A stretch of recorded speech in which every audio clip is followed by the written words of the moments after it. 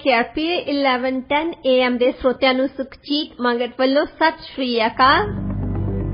2 ਅਗਸਤ 2022 programme Punjabi ਆਵਾਜ਼ 'ਚ ਤੁਹਾਡਾ ਸਵਾਗਤ ਹੈ।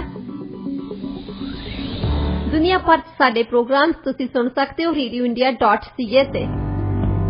US ਤੇ ਕੈਨੇਡਾ 'ਚ ਸਾਡੇ ਪ੍ਰੋਗਰਾਮ ਸੁਣੇ ਜਾ ਸਕਦੇ ਆ KRPA 1110 AM ਤੇ। स्टूडियो का नंबर है 6045929191 6045929191। प्रोग्राम च स्वागत करते हैं डॉक्टर शिंदे पुरेवाल जी का। डॉक्टर साहब प्रोग्राम च तुहाडा स्वागत है जी। Good morning. Good morning doctor साहब। गलबात का सिलसिला शुरू करते हैं। अगस्त 1 1834 ਨੂੰ स्लेवरी एबोलिशन एक्ट जो सी उहनूं लागू किया गया सी। इस एक्ट ने ज्यादातर जिहड़ियां ब्रिटिश कॉलोनीज सी उन्हां दे विच गुलामी नूं खत्म कीता सी ते लगभग 8 लाख तो ज्यादा लोकां नूं आजाद कीता सी। ते इह जिहड़ा इमैंसीपेशन डे इन कैनेडा जिहड़ा इह कल सीगा, कल मनाया गया, इहनूं तुसीं किस तरह देखदे हो? देखो इत्थे प्रधान मंत्री ਲਈ एक डिमांड होर हो गई आ। उन्हां नूं बहुत खुशी हुंदी है इस गल दी कि वो कहते सी अपोलोजाइज करो, माफी मंगो जिस क्योंकि कैनेडा दे विच भी स्लेवरी सी। कैनेडा विच भी सी स्लेवरी। कैनेडा दे विच 1628 तो बाद जिन्ने काले आउंदे सी इत्थे उन्हां नूं गुलाम रखिया जांदा सी। बाद दे विच भी 1834 तो बाद भी हैगी घटनावां जिहड़ियां जिथे कम्यूनिटीज स्लेवरी दे विच रहीआं। तो वो कहंदे कि वो स्लेवरी बारे कैनेडा वाले माफी मंगण। वो इदां दे 2-4 मोहरे हुंदे आ जिन्हां ने पैसे खाने हुंदे। तो प्रधान मंत्री नूं खुशी इस गल दी चढ़ जांदी है कि मैनूं एक वारी फेर सॉरी कहण लई बोलणगे। अपने प्रधानमंत्री ने तो कमेटी भी बनाई हुई सी डॉक्टर साहब। सब तो ज्यादा सॉरी कहण वाला जस्टिन ट्रूडो। हाँ जी। इतिहास दे विच एक साल दे विच तकरीबन एक वारी सॉरी माफी मंगदे है। तो हुण एक होर आ गई है। वैसे तो अजे पेंडिंग कई आ पर एक होर डिमांड आ गई है। एड ऑन हो गया। हुण कल वो आप तक कोस्टारिका चल गए, उन्हें छुट्टियां करनियां सी 2 हफ्ते दियां। हाँ जी। ते उस तो पहला जिहड़ा जुलाई दा महीना ना इदां लगदा सी भी इलैक्शन आई फॉल दे विच। हाँ जी। ते ਇਹ 19 दिन जहाज दे विच ही रहे आ, 11 दिन धरती ते रहे जी जुलाई दे विच। हाँ जी डॉक्टर साहब अलग अलग जगह से आपां देखिए इन्हां दी पिक्चर्स। इन्हां ने इन्नियां फ्लाइट्स कीतियां ते जिहड़े एनवायरमेंटल ग्रुप आ ਉਹ ਕਹਿੰਦੇ ਕਿ ਜਿਹੜਾ ਜਹਾਜ਼ ਆ ਤੁਸੀਂ ਸਾਡੇ ਲੋਕਾਂ ਤੇ ਤਾਂ ਕਾਰਬਨ ਟੈਕਸ ਲਾਉਨੇ ਆ। ਹਾਂਜੀ। ਕਾਰਬਨ ਟੈਕਸ ਵਾਧਾ ਹਰੇਕ 3 ਮਹੀਨਿਆਂ ਬਾਅਦ ਵਧੀ ਜਾਂਦਾ ਉਹ। ਤੇ ਆਪ ਜਹਾਜ਼ ਤੁਹਾਡਾ ਜਹਾਜ਼ ਪਾਣੀ ਤੇ ਚੱਲਦਾ ਜੀ। ਜੇ ਉਹਦੇ ਵਿੱਚ ਵੀ ਤਾਂ ਫਿਊਲ ਹੋਣਾ ਹੀ ਆ, ਉਹ ਕਾਰਬਨ ਛੱਡਦਾ ਹੀ ਜਾਂਦਾ। ਜੇ ਤੁਸੀਂ ਮਹੀਨੇ ਦੇ ਵਿੱਚ 15 ਦਿਨ ਵੀ ਲਾਓ ਤਾਂ ਅੱਧਾ ਮਹੀਨਾ ਹੋ ਜਾਂਦਾ। ਤੁਸੀਂ 19 ਦਿਨ ਤਾਂ ਲਾਏ ਆ ਫਲਾਈਟ ਦੇ ਵਿੱਚ। ਹਾਂਜੀ। ਤਾਂ ਉਹ ਫਿਰ ਜਹਾਜ਼ ਕੀ ਛੱਡਦਾ ਸੀ। ਅੱਛਾ ਹੁਣ ਮੁੜ ਕੇ ਆ ਜਾਂਦੇ ਗੱਲ ਸਲੇਵਰੀ ਵੱਲ। ਕਿਉਂਕਿ ਇੱਕ ਅਪੋਲੋਜਾਈਜ਼ ਕਰਨਾ ਉਹਨਾਂ ਨੇ ਔਰ ਉਸ ਦਿਨ ਰੋਣਗੇ ਵੀ ਬਈ ਮਾੜੀ ਗੱਲ ਹੋਈ ਫਲਾਨੀ ਹੋਈ ਜਿਹਦਾ ਪੋਪ ਨੇ ਹੁਣ ਕੀਤੀ ਸੀ। ਪੋਪ ਹੁਣ ਗਏ ਹੀ ਆ, ਉਹ ਮਾਫੀ ਮੰਗ ਕੇ ਸਾਰੇ ਨੇਟਿਵ ਜਿਹੜੇ ਜਿਨ੍ਹਾਂ ਨੂੰ ਅਣਖ ਸੀ, ਅਣਖੀ ਬੰਦੇ ਜਿਨ੍ਹਾਂ ਦੇ ਵਿੱਚ ਰੀਕਨਸੀਲੀਏਸ਼ਨ ਜਾਂ ਕਮਿਸ਼ਨ ਸੀ ਉਹਦੇ ਚੇਅਰਮੈਨ ਜਿਹੜੇ ਸੀ ਇੱਥੇ ਸੈਂਕਲਰ ਸਾਹਿਬ, ਉਹਨਾਂ ਨੇ ਆਪ ਕਿਹਾ, ਉਹ ਕਹਿੰਦੇ ਜਿਹੜੀ ਗੱਲ ਕਰਕੇ ਸਾਨਾ ਧੱਕੇਸ਼ਾਹੀ ਹੋਈ ਆ, ਜਿੱਦਾਂ ਅਸੀਂ ਗੱਲ ਕੀਤੀ ਸੀ ਕਿ 1494 ਤੋਂ ਬਾਅਦ ਇਹਨਾਂ ਨੇ ਡਾਕਟਰਨ ਆਫ ਡਿਸਕਵਰੀ ਸ਼ੁਰੂ ਕੀਤਾ ਸੀ ਕਿ ਇਹਨਾਂ ਲੋਕਾਂ ਨੂੰ ਲੋਕ ਹੀ ਨਹੀਂ ਸਮਝਦੇ, ਇਹ ਲੋਕੀ ਇਨਸਾਨ ਹੀ ਨਹੀਂ ਸਮਝਦੇ ਇਹਨਾਂ ਨੂੰ। ਹਾਂਜੀ। ਬਈ ਉਦੋਂ ਸ਼ੁਰੂ ਹੋਈ ਆ, ਉਹਦੇ ਬਾਰੇ ਦੱਸੋ ਵੀ ਅਸੀਂ ਗਲਤ ਸੀ। ਉਹਦੇ ਬਾਰੇ ਪੋਪ ਨੇ ਕੋਈ ਸ਼ਬਦ ਨਹੀਂ ਬੋਲਿਆ। ਹਾਂਜੀ। ਸੋ ਬਹੁਤ ਉਹਨਾਂ ਦੀ ਬਹੁਤ ਨੁਕਤਾਚੀਨੀ ਨਹੀਂ ਹੋਈ ਇਸ ਗੱਲ ਤੇ ਕਿ ਜਿਹੜੀ ਗੱਲ ਨੇ ਐਕਚੁਅਲੀ ਸ਼ੁਰੂ ਕੀਤੀ ਹੈ ਇਹ ਕਲੋਨੀਅਲਿਜ਼ਮ, ਜਿਹਦੇ ਵਿੱਚ ਚਰਚ ਦਾ ਰੋਲ ਸੀ, ਉਸ ਤੋਂ ਬਾਅਦ ਉਹੀ ਚਰਚ ਦਾ ਜਿਹੜਾ ਡਾਕਟਰਨ ਸੀ ਉਹ ਸਾਡੇ ਇੱਕ ਐਕਟ ਬਣਾਇਆ ਸੀ ਗ੍ਰੈਜੂਅਲ ਸਿਵਲਾਈਜੇਸ਼ਨ ਐਕਟ, ਤੇ ਉਹਦੇ ਵਿੱਚ ਵੀ ਉਹੀ ਲਾਗੂ ਕੀਤਾ ਗਿਆ। ਉਹ ਕਹਿੰਦੇ ਵੀ ਪਹਿਲਾਂ ਤਾਂ ਉਹਦੀ ਮਾਫੀ ਮੰਗੋ ਵੀ ਅਸੀਂ ਮਾਫੀ ਨਹੀਂ ਮੰਗੋ, ਦੱਸੋ ਵੀ ਉਹ ਕਿਉਂ ਲਾਗੂ ਕੀਤਾ ਸੀ, ਉਸ ਸਮੇਂ ਤੁਸੀਂ ਗਲਤ ਸੀ। ਉਹਦੇ ਨਾਲ ਫਿਰ ਪ੍ਰੋਬਲਮ ਪੈਂਦੀ ਨਾ ਇਹਨਾਂ ਨੂੰ ਧਾਰਮਿਕ ਤੌਰ ਤੇ ਵੀ। ਹਾਂਜੀ। ਅਜੇ ਵੀ ਕਨਵਰਜਨ ਕਰਦੇ ਫਿਰਦੇ ਆ ਦੂਜਿਆਂ ਦੀ ਆਦਿਵਾਸੀਆਂ ਦੀਆਂ ਵੀ ਇਹ ਇਨਸਾਨ ਨਹੀਂ, ਅਸੀਂ ਇਹਨਾਂ ਨੂੰ ਇਨਸਾਨ ਬਣਾਉਂਦੇ ਹਾਂ। ਜਿੰਨਾ ਚਿਰ ਤੁਸੀਂ ਜੀਸਸ ਕ੍ਰਾਈਸਟ ਦੇ ਮਗਰ ਨਹੀਂ ਲੱਗਦੇ, ਇਹ ਕਹਿੰਦੇ ਉਹਨਾਂ ਚਿਰ ਇਨਸਾਨ ਨਹੀਂ। ਕਿਉਂਕਿ ਰੱਬ ਦੇ ਵਿੱਚ ਜਿਹੜਾ ਬਹਿਸ਼ਤ ਆ ਨਾ, ਉਹ ਤਾਂ ਸਿਰਫ ਕ੍ਰਿਸਚੀਅਨਜ਼ ਲਈ ਆ। ਹਾਂਜੀ, ਇਹ ਆਪਣੇ ਆਪ ਨੂੰ ਸੁਪੀਰੀਅਰ ਸਮਝਦੇ ਆ, ਆਪਣੇ ਆਪ ਨੂੰ ਸੁਪੀਰੀਅਰ ਸਮਝਦੇ ਆ। ਉਹ ਕਹਿੰਦੇ ਸੈਨੇਟਰ ਸਿੰਕਲੇਅਰ ਨੇ ਇਹ ਕਿਹਾ, ਕਹਿੰਦੇ ਪਹਿਲਾਂ ਉਹ ਤੇ ਗੱਲ ਕਰੋ ਵੀ ਉਹਦਾ ਕਰਕੇ ਸਾਡੀ ਸਲੇਵਰੀ ਸ਼ੁਰੂ ਹੋਈ ਹੈ। ਜੀ ਬਿਲਕੁਲ, ਗੱਲ ਕਰਨੀ ਬਣਦੀ ਵੀ ਸੀ। ਤੇ ਹੁਣ ਆ ਸਲੇਵਰੀ ਦੀ ਹੋਰ ਗੱਲ ਸ਼ੁਰੂ ਹੋ ਗਈ। ਕੈਨੇਡਾ ਬਾਰੇ ਜਿਹਨਾਂ ਲੋਕਾਂ ਨੂੰ ਸ਼ੱਕ ਸੀ ਵੀ ਕੈਨੇਡਾ ਦੇ ਵਿੱਚ ਸਲੇਵਰੀ ਹੈ ਨਹੀਂ ਸੀ, ਔਰ ਕੈਨੇਡਾ ਦੇ ਵਿੱਚ ਵੀ ਸਲੇਵਰੀ ਸੀ, ਕਿਉਂਕਿ ਬ੍ਰਿਟਿਸ਼ ਜਦੋਂ ਕਲੋਨੀਅਲਿਜ਼ਮ ਸ਼ੁਰੂ ਹੋਇਆ ਨਾ, ਉਸ ਵੇਲੇ ਪਲਾਂਟੇਸ਼ਨ ਦਾ ਬਹੁਤ ਜ਼ੋਰ ਸੀ। ਉਸ ਵੇਲੇ ਇੰਡਸਟਰੀਅਲ ਰੈਵੋਲੂਸ਼ਨ ਅਜੇ ਪੂਰੀ ਤਰ੍ਹਾਂ ਨਹੀਂ ਸੀ ਆਇਆ।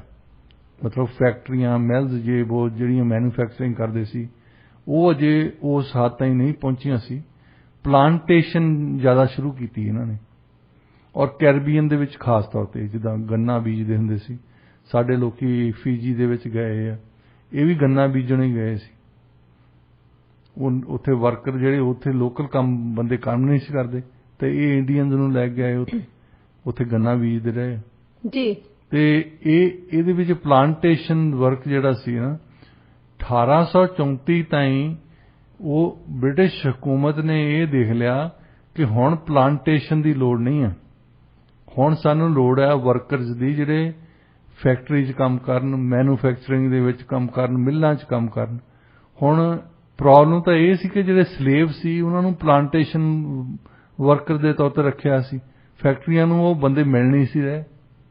ਸੋ ਜਿਹੜੀ ਇਮੈਂਸੀਪੇਸ਼ਨ ਅਸੀਂ ਕਹਿੰਦੇ ਆ ਨਾ, ਵੀ ਇਹਨਾਂ ਨੇ ਤਾਂ ਇਹਦਾ ਦਿਲ ਬੜਾ ਵਧੀਆ ਸੀ, ਇਹਨਾਂ ਨੇ ਸਲੇਵਰੀ ਖਤਮ ਕੀਤੀ। ਹਾਂਜੀ, ਮਤਲਬ ਉਹਦਾ ਕਾਰਨ ਇਹ ਸੀ ਕਿ ਉਹ ਸਲੇਵ ਜਿਹੜੇ ਸੀ ਉਹ ਫੈਕਟਰੀਆਂ ਦੇ ਵਿੱਚ ਚਾਹੀਦੇ ਸੀ ਇਹਨਾਂ ਨੂੰ, ਕਿਉਂਕਿ ਇੰਡਸਟਰੀਅਲ ਰੈਵੋਲੂਸ਼ਨ ਉੱਥੇ ਸਕਸੈਸਫੁਲ, ਕਾਮਯਾਬ ਹੋ ਚੁੱਕਾ ਸੀ।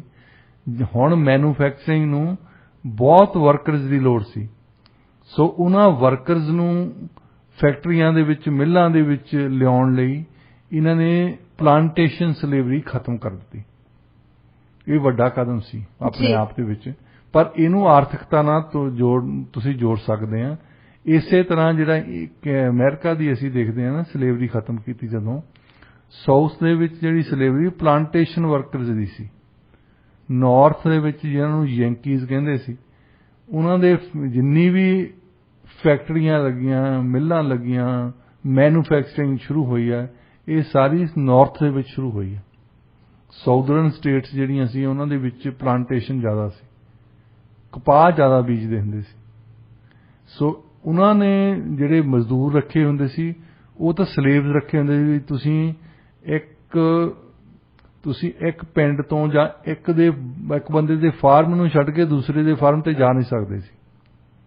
ਹੁਣ ਫੈਕਟਰੀਆਂ ਨੂੰ ਲੋੜ ਸੀ ਫ੍ਰੀ, ਜਿਹਨਾਂ ਨੂੰ ਅਸੀਂ ਕਹਿੰਦੇ ਫ੍ਰੀ ਲੇਬਰਰ। ਹਾਂਜੀ, ਤੁਸੀਂ ਆਓ, ਤੁਸੀਂ ਇਸ ਫੈਕਟਰੀ ਲਈ ਕੰਮ ਕਰੋ ਜਾਂ ਉਸ ਫੈਕਟਰੀ ਲਈ ਕੰਮ ਕਰੋ, ਤਾਂ ਸਾਨੂੰ ਫ੍ਰੀ ਵਰਕਰ ਦੀ ਲੋੜ ਹੈ ਜੀ। ਸੋ ਜਿਹੜੀ US 'ਚ ਬਾਅਦ ਦੇ ਵਿੱਚ ਖਤਮ ਕੀਤੀ ਹੈ, ਉਹ ਵੀ ਇਸੇ ਕਰਕੇ ਖਤਮ ਕੀਤੀ ਹੈ, ਕਿਉਂਕਿ ਲੋੜ ਸੀ ਉਸ ਵੇਲੇ ਫੈਕਟਰੀਆਂ ਨੂੰ, ਮਿੱਲਾਂ ਨੂੰ। ਸੋ ਸਲੇਵਰੀ ਜਿਹੜੀ ਖਤਮ ਹੋਈ ਹੈ, ਉਹ ਵੀ ਆਰਥਿਕਤਾ ਦਾ ਕਰਕੇ ਖਤਮ ਹੋਈ ਹੈ। ਕੈਨੇਡਾ ਦੇ ਵਿੱਚ ਇਹ ਪਹਿਲੀ ਗੱਲ ਤਾਂ ਇਹ ਲੋਕਾਂ ਨੂੰ, ਬੱਚਿਆਂ ਨੂੰ ਦੱਸਣ ਵਾਲੀ ਗੱਲ ਹੈ, ਜਿਹੜੀ ਪੜ੍ਹਾਈ ਨਹੀਂ ਜਾਂਦੀ, ਕਿ ਕੈਨੇਡਾ ਨੂੰ ਸਮਝਿਆ ਜਾਂਦਾ ਕਿ ਇੱਥੇ ਐਮੈਂਸੀਪੇਸ਼ਨ ਲਈ ਜੀ ਇਹ ਅੰਡਰਗਰਾਊਂਡ ਰੇਲਵੇ ਬਣਾਈ ਸੀ, ਉੱਥੋਂ ਦੇ ਸਲੇਵਰੀ ਵਾਲੇ ਨੱਠੇ ਆਉਂਦੇ ਹੁੰਦੇ ਸੀ ਇੱਥੇ ਨੂੰ। ਨਹੀਂ, ਕੈਨੇਡਾ ਦੇ ਵਿੱਚ ਆਪਣੇ ਆਪ ਹੀ ਸਲੇਵਰੀ ਹੁੰਦੀ ਸੀ, ਇੱਥੇ ਵੀ ਗੁਲਾਮ ਹੁੰਦੇ ਸੀ, ਪਹਿਲਾਂ ਤੋਂ ਹੁੰਦੇ ਸੀ ਜੀ। ਔਰ ਬਾਅਦ ਦੇ ਵਿੱਚ ਜਿਹੜੇ ਇਹਨਾਂ ਨੇ ਉਹਨਾਂ ਦੇ ਨਾਲ ਵਿਤਕਰਾ ਕੀਤਾ, ਤੁਸੀਂ ਇੱਥੇ ਕਾਲਿਆਂ ਦੀਆਂ ਕਮਿਊਨਿਟੀਜ਼ ਨਹੀਂ ਦੇਖਦੇ ਬਹੁਤੀਆਂ। ਹਾਂਜੀ, ਬਿਰਲਾ ਕੋਈ ਟਾਵਾਂ ਦਿਸਦਾ ਹੋਣਾ ਕਿਤੇ। ਜੇ ਤੁਸੀਂ ਇੰਟੀਰੀਓ ਦੇ ਵਿੱਚ ਜਾਂਦੇ ਆ ਤਾਂ ਉੱਥੇ ਬਹੁਤ ਪੁਰਾਣੇ ਵੀ ਕਾਲੇ ਹੈਗੇ ਆ ਤੇ ਨਵੇਂ ਹੈਗੇ ਆ ਜਿਹੜੇ ਕੈਰੀਬੀਅਨ ਤੋਂ ਆਏ ਆ। ਜੇ ਤੁਸੀਂ ਇਦਾਂ ਹੀ ਕਿਊਬੈਕ ਦੇ ਵਿੱਚ, ਨੋਵਾ ਸਕੋਸ਼ੀਆ ਦੇ ਵਿੱਚ ਬੜੀ ਬਹੁਤ ਹੀ ਪੁਰਾਣੀ ਕਮਿਊਨਿਟੀ ਆ ਕਾਲਿਆਂ ਦੀ, ਤੇ ਉਹਨਾਂ ਨੂੰ ਅੱਜ ਵੀ ਪੁੱਛ ਕੇ ਦੇਖ ਲਓ। ਜੇ ਤੁਸੀਂ ਗੱਲ ਕਰਦੇ ਨਾ ਕਿਸੇ ਨੂੰ, ਹੈਲੀਫੈਕਸ ਜਾਓ, ਉੱਥੇ ਕਿਸੇ ਗੋਰੇ ਨਾਲ ਗੱਲ ਕਰੋ, ਮੈਂ ਆਲਾ ਦੁਆਲਾ ਦੇਖਣਾ, ਉਹ ਪਹਿਲਾਂ ਇਹ ਕਹਿਣਗੇ ਇੱਕ ਬ੍ਰਿਜ ਆ ਉਹਨਾਂ ਦੀ, ਕਾਲਿਆਂ ਦੀ ਕਮਿਊਨਿਟੀ ਨੂੰ ਹੈਲੀਫੈਕਸ ਤੋਂ ਜਾਂਦਿਆਂ ਨੂੰ ਨਾਲ, ਬਿਲਕੁਲ ਹੀ ਡਾਊਨਟਾਊਨ ਦੇ ਨਾਲ ਆ, ਤਾਂ ਉਹ ਪਹਿਲਾਂ ਇਹ ਕਹਿਣਗੇ ਇੱਧਰ ਨਾ ਜਾਈ, ਇੱਧਰ ਕਾਲੇ ਰਹਿੰਦੇ। ਹਜੇ ਤੱਕ ਵੀ ਉਹ ਡਿਸਕ੍ਰਿਮੀਨੇਸ਼ਨ ਚੱਲਦਾ। ਉਹ ਬਿਲਕੁਲ ਨਾਲ ਹੀ ਉਹਨਾਂ ਦੀ ਕਮਿਊਨਿਟੀ ਰਹਿੰਦੀ ਹੈ। ਫਿਰ ਅੱਜ ਇਹ ਹੁਣੇ ਹੀ ਮਾਫੀ ਮੰਗ ਕੇ ਹਟਿਆ, ਜਿਹੜੀ ਪਹਿਲੀ ਬਲੈਕ ਕੰਸਟਰਕਸ਼ਨ ਬਟਾਲੀਅਨ ਸੀ ਇੱਥੇ। ਤੁਸੀਂ ਗੱਲ ਦੇਖੋ ਵੀ ਡਿਫੈਂਸ ਮਿਨਿਸਟਰੀ ਜਦੋਂ ਆਰਡਰ ਕਰ ਦਿੰਦੀ ਆ ਤਾਂ ਸਾਰੇ ਅਫਸਰਾਂ ਨੂੰ ਉਹ ਗੱਲ ਮੰਨਣੀ ਪੈਂਦੀ ਹੈ। ਤੇ ਸਾਡਾ ਡਿਫੈਂਸ ਮਿਨਿਸਟਰ ਜਿਹੜਾ ਸੀ ਉਹ ਆਰਡਰ ਕਰਨਾ ਨਹੀਂ ਸੀ ਚਾਹੁੰਦਾ ਜੀ। ਜਦੋਂ ਕਾਲਿਆਂ ਨੇ ਪੇਸ਼ਕਸ਼ ਕੀਤੀ ਨਾ ਵਰਲਡ ਵਾਰ 1 ਦੇ ਵਿੱਚ ਵੀ ਤੁਸੀਂ ਕਿਊਬੈਕ ਦੇ ਮਗਰ ਲੱਗੇ। ਕਿਊਬੈਕ ਦੇ ਵਿੱਚ ਡਰਾਫਟ ਦੇ ਖਿਲਾਫ ਲੋਕੀ ਲੜਦੇ ਸੀ ਔਰ ਕਾਲਿਆਂ ਦੀ ਕਮਿਊਨਿਟੀ ਚੋਂ ਲੋਕੀ ਕਹਿੰਦੇ ਸੀ ਆ ਕੇ ਵੀ ਸਾਨੂੰ ਵੀ ਭਰਤੀ ਕਰ ਲਓ। ਇੱਕ ਪਾਸੇ ਤਾਂ ਤੁਸੀਂ ਲੋਕਾਂ ਨੂੰ ਘੜੀਸ ਕੇ ਲਿਜਾ ਰਹੇ ਆ, ਦੂਜੇ ਪਾਸੇ ਆ ਰਹੇ ਆ ਵੀ ਸਾਨੂੰ ਵੀ ਲੜਾਈ ਕਰਨ ਦਾ ਮੌਕਾ ਦਿਓ। ਅੱਛਾ, ਉਹਨਾਂ ਨੂੰ ਕੋਈ ਬਟਾਲੀਅਨ ਦੇ ਵਿੱਚ ਲੈ ਨਹੀਂ ਸੀ ਰਿਹਾ।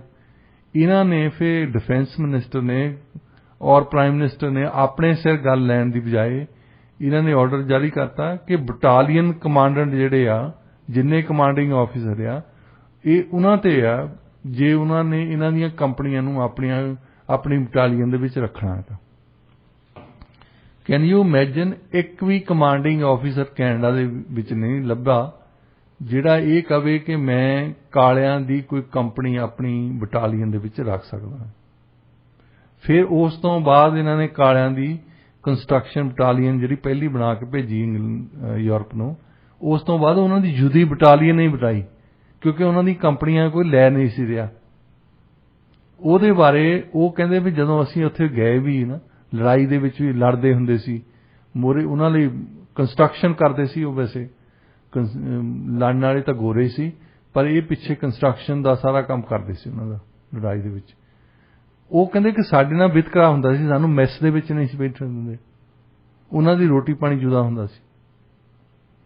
ਤੇ ਉਹਦੀ ਮਾਫੀ ਮੰਗ ਕੇ ਹਟੇ ਹੀ ਆ ਹਲੇ ਪ੍ਰਾਈਮ ਮਿਨਿਸਟਰ ਸਾਹਿਬ। ਹਾਂਜੀ, ਇਹਨਾਂ ਨੂੰ ਉਦੋਂ ਖੁਸ਼ੀ ਚੜ੍ਹਦੀ ਹੈ ਜਦੋਂ ਮਾਫੀ ਮੰਗਣੀ ਹੋਵੇ। ਉਦੋਂ ਫਿਰ ਸਾਰੀਆਂ ਪਾਰਟੀਆਂ ਚੁੱਪ ਕਰਕੇ ਬਹਿ ਜਾਂਦੀਆਂ, ਕੋਈ ਕਹਿੰਦਾ ਨਹੀਂ ਕੁਛ, ਕੋਈ ਸਵਾਲ ਨਹੀਂ ਉਠਾਉਂਦਾ ਜੀ। ਤੇ ਅੱਛਾ, ਫਿਰ ਉਹਨੂੰ ਪੁੱਛਣ ਵਾਲਾ ਹੋਵੇ ਵੀ ਤੁਸੀਂ ਥੋੜੇ ਜਿਹੇ ਸਵਾਲਾਂ ਦੇ ਜਵਾਬ ਦਿਓ ਵੀ ਪਹਿਲੀ ਤੇ ਗੱਲ ਤਾਂ ਦੱਸੋ ਵੀ ਇਹ ਗੱਲ ਕਿਉਂ ਸ਼ੁਰੂ ਹੋਈ, ਇਹਨਾਂ ਦੇ ਨਾਲ ਵਿਤਕਰਾ ਸ਼ੁਰੂ ਕਿਉਂ ਹੋਇਆ। ਤੁਸੀਂ ਇਹਦੇ ਵਿੱਚ ਬ੍ਰਿਟਿਸ਼ ਕਲੋਨੀਅਲਿਜ਼ਮ ਦਾ ਰੋਲ ਹੋਇਆ, ਉਸ ਕਲੋਨੀਅਲਿਜ਼ਮ ਬਾਰੇ ਸ਼ਬਦ ਬੋਲੋਗੇ 2-4। ਅੱਜ ਤਾਈਂ ਜਸਟਨ ਟਰੂਡੋ ਜਾਂ ਕੋਈ ਹੋਰ ਕਦੇ ਕਿਸੇ ਨੇ ਸ਼ਬਦ ਬੋਲਿਆ ਕਿ ਬ੍ਰਿਟਿਸ਼ ਕਲੋਨੀਅਲਿਜ਼ਮ ਦਾ ਕਰਕੇ ਇਹ ਹੋਇਆ ਸੀ? ਨਹੀਂ ਡਾਕਟਰ ਸਾਹਿਬ, ਕਦੇ ਕਿਸੇ ਨੇ ਜ਼ਿਕਰ ਤੱਕ ਨਹੀਂ ਕੀਤਾ। ਅੱਛਾ, ਫਿਰ ਤੁਸੀਂ ਮਾਫੀ ਵਗੈਰਾ ਕਾਹਦੀ ਮੰਗਣ ਲੱਗੇ? ਮਾਫੀ ਤਾਂ ਜਾ ਕੇ ਕਹਿ ਦੇਣਾ ਹਾਂ ਪੀਤੀ ਆ ਬੰਦਾ 6-7 ਦਿਨ ਕਿਸੇ ਨੂੰ ਤੰਗ ਕਰਦਾ, 7ਵੇਂ ਦਿਨ ਜਾ ਕੇ ਕਹਿ ਦੇਣਾ ਕੋਈ ਗੱਲ ਨਹੀਂ ਯਾਰ ਮੇਰੀ ਮਾਫੀ। ਨਹੀਂ, ਮਾਫੀ ਨਹੀਂ ਹੈ। ਪਹਿਲਾਂ ਦੱਸੋ ਵੀ ਤੁਸੀਂ ਇਹ ਕੰਮ ਕਿਉਂ ਹੋਇਆ। ਦੂਸਰੀ ਗੱਲ ਹੈ ਵੀ ਹੁਣ ਕੀ ਕਰ ਰਹੇ ਆ ਜਿਹੜਾ ਇਹ ਬਦਲ ਜਾਣਾ। ਹਾਂਜੀ, ਹੁਣ ਪਿੱਛੇ ਜਾਏ ਰਿਪੋਰਟ ਆਈ ਆ ਐਸੇ ਸਾਲ, ਮੈਂ 2022 ਦੀ ਗੱਲ ਕਰਦਾ, 1834 ਦੀ ਗੱਲ ਨਹੀਂ ਕਰਦਾ। 2022 ਦੇ ਵਿੱਚ ਹੁਣ ਰਿਪੋਰਟ ਆਈ ਹੈ ਟੋਰਾਂਟੋ ਪੁਲਿਸ ਦੀ।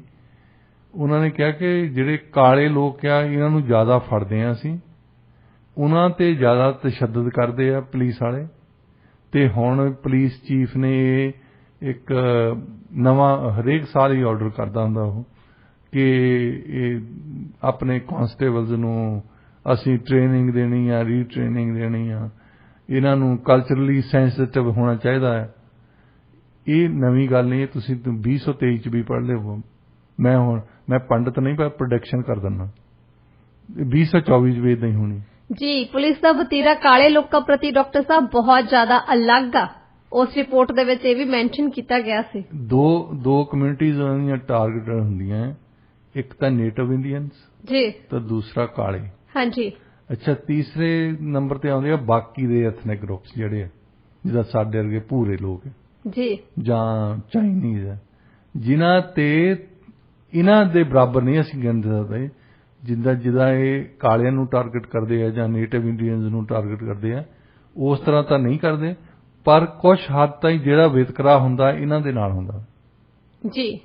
ਤੇ ਉਸ ਤੋਂ ਬਾਅਦ ਬਾਕੀਆਂ ਨਾਲ। ਫਿਰ ਜੇ ਅਸੀਂ ਗੋਰਿਆਂ ਦੀ ਗੱਲ ਕਰ ਦਿੰਦੇ ਹਾਂ, ਅਸੀਂ ਉਹ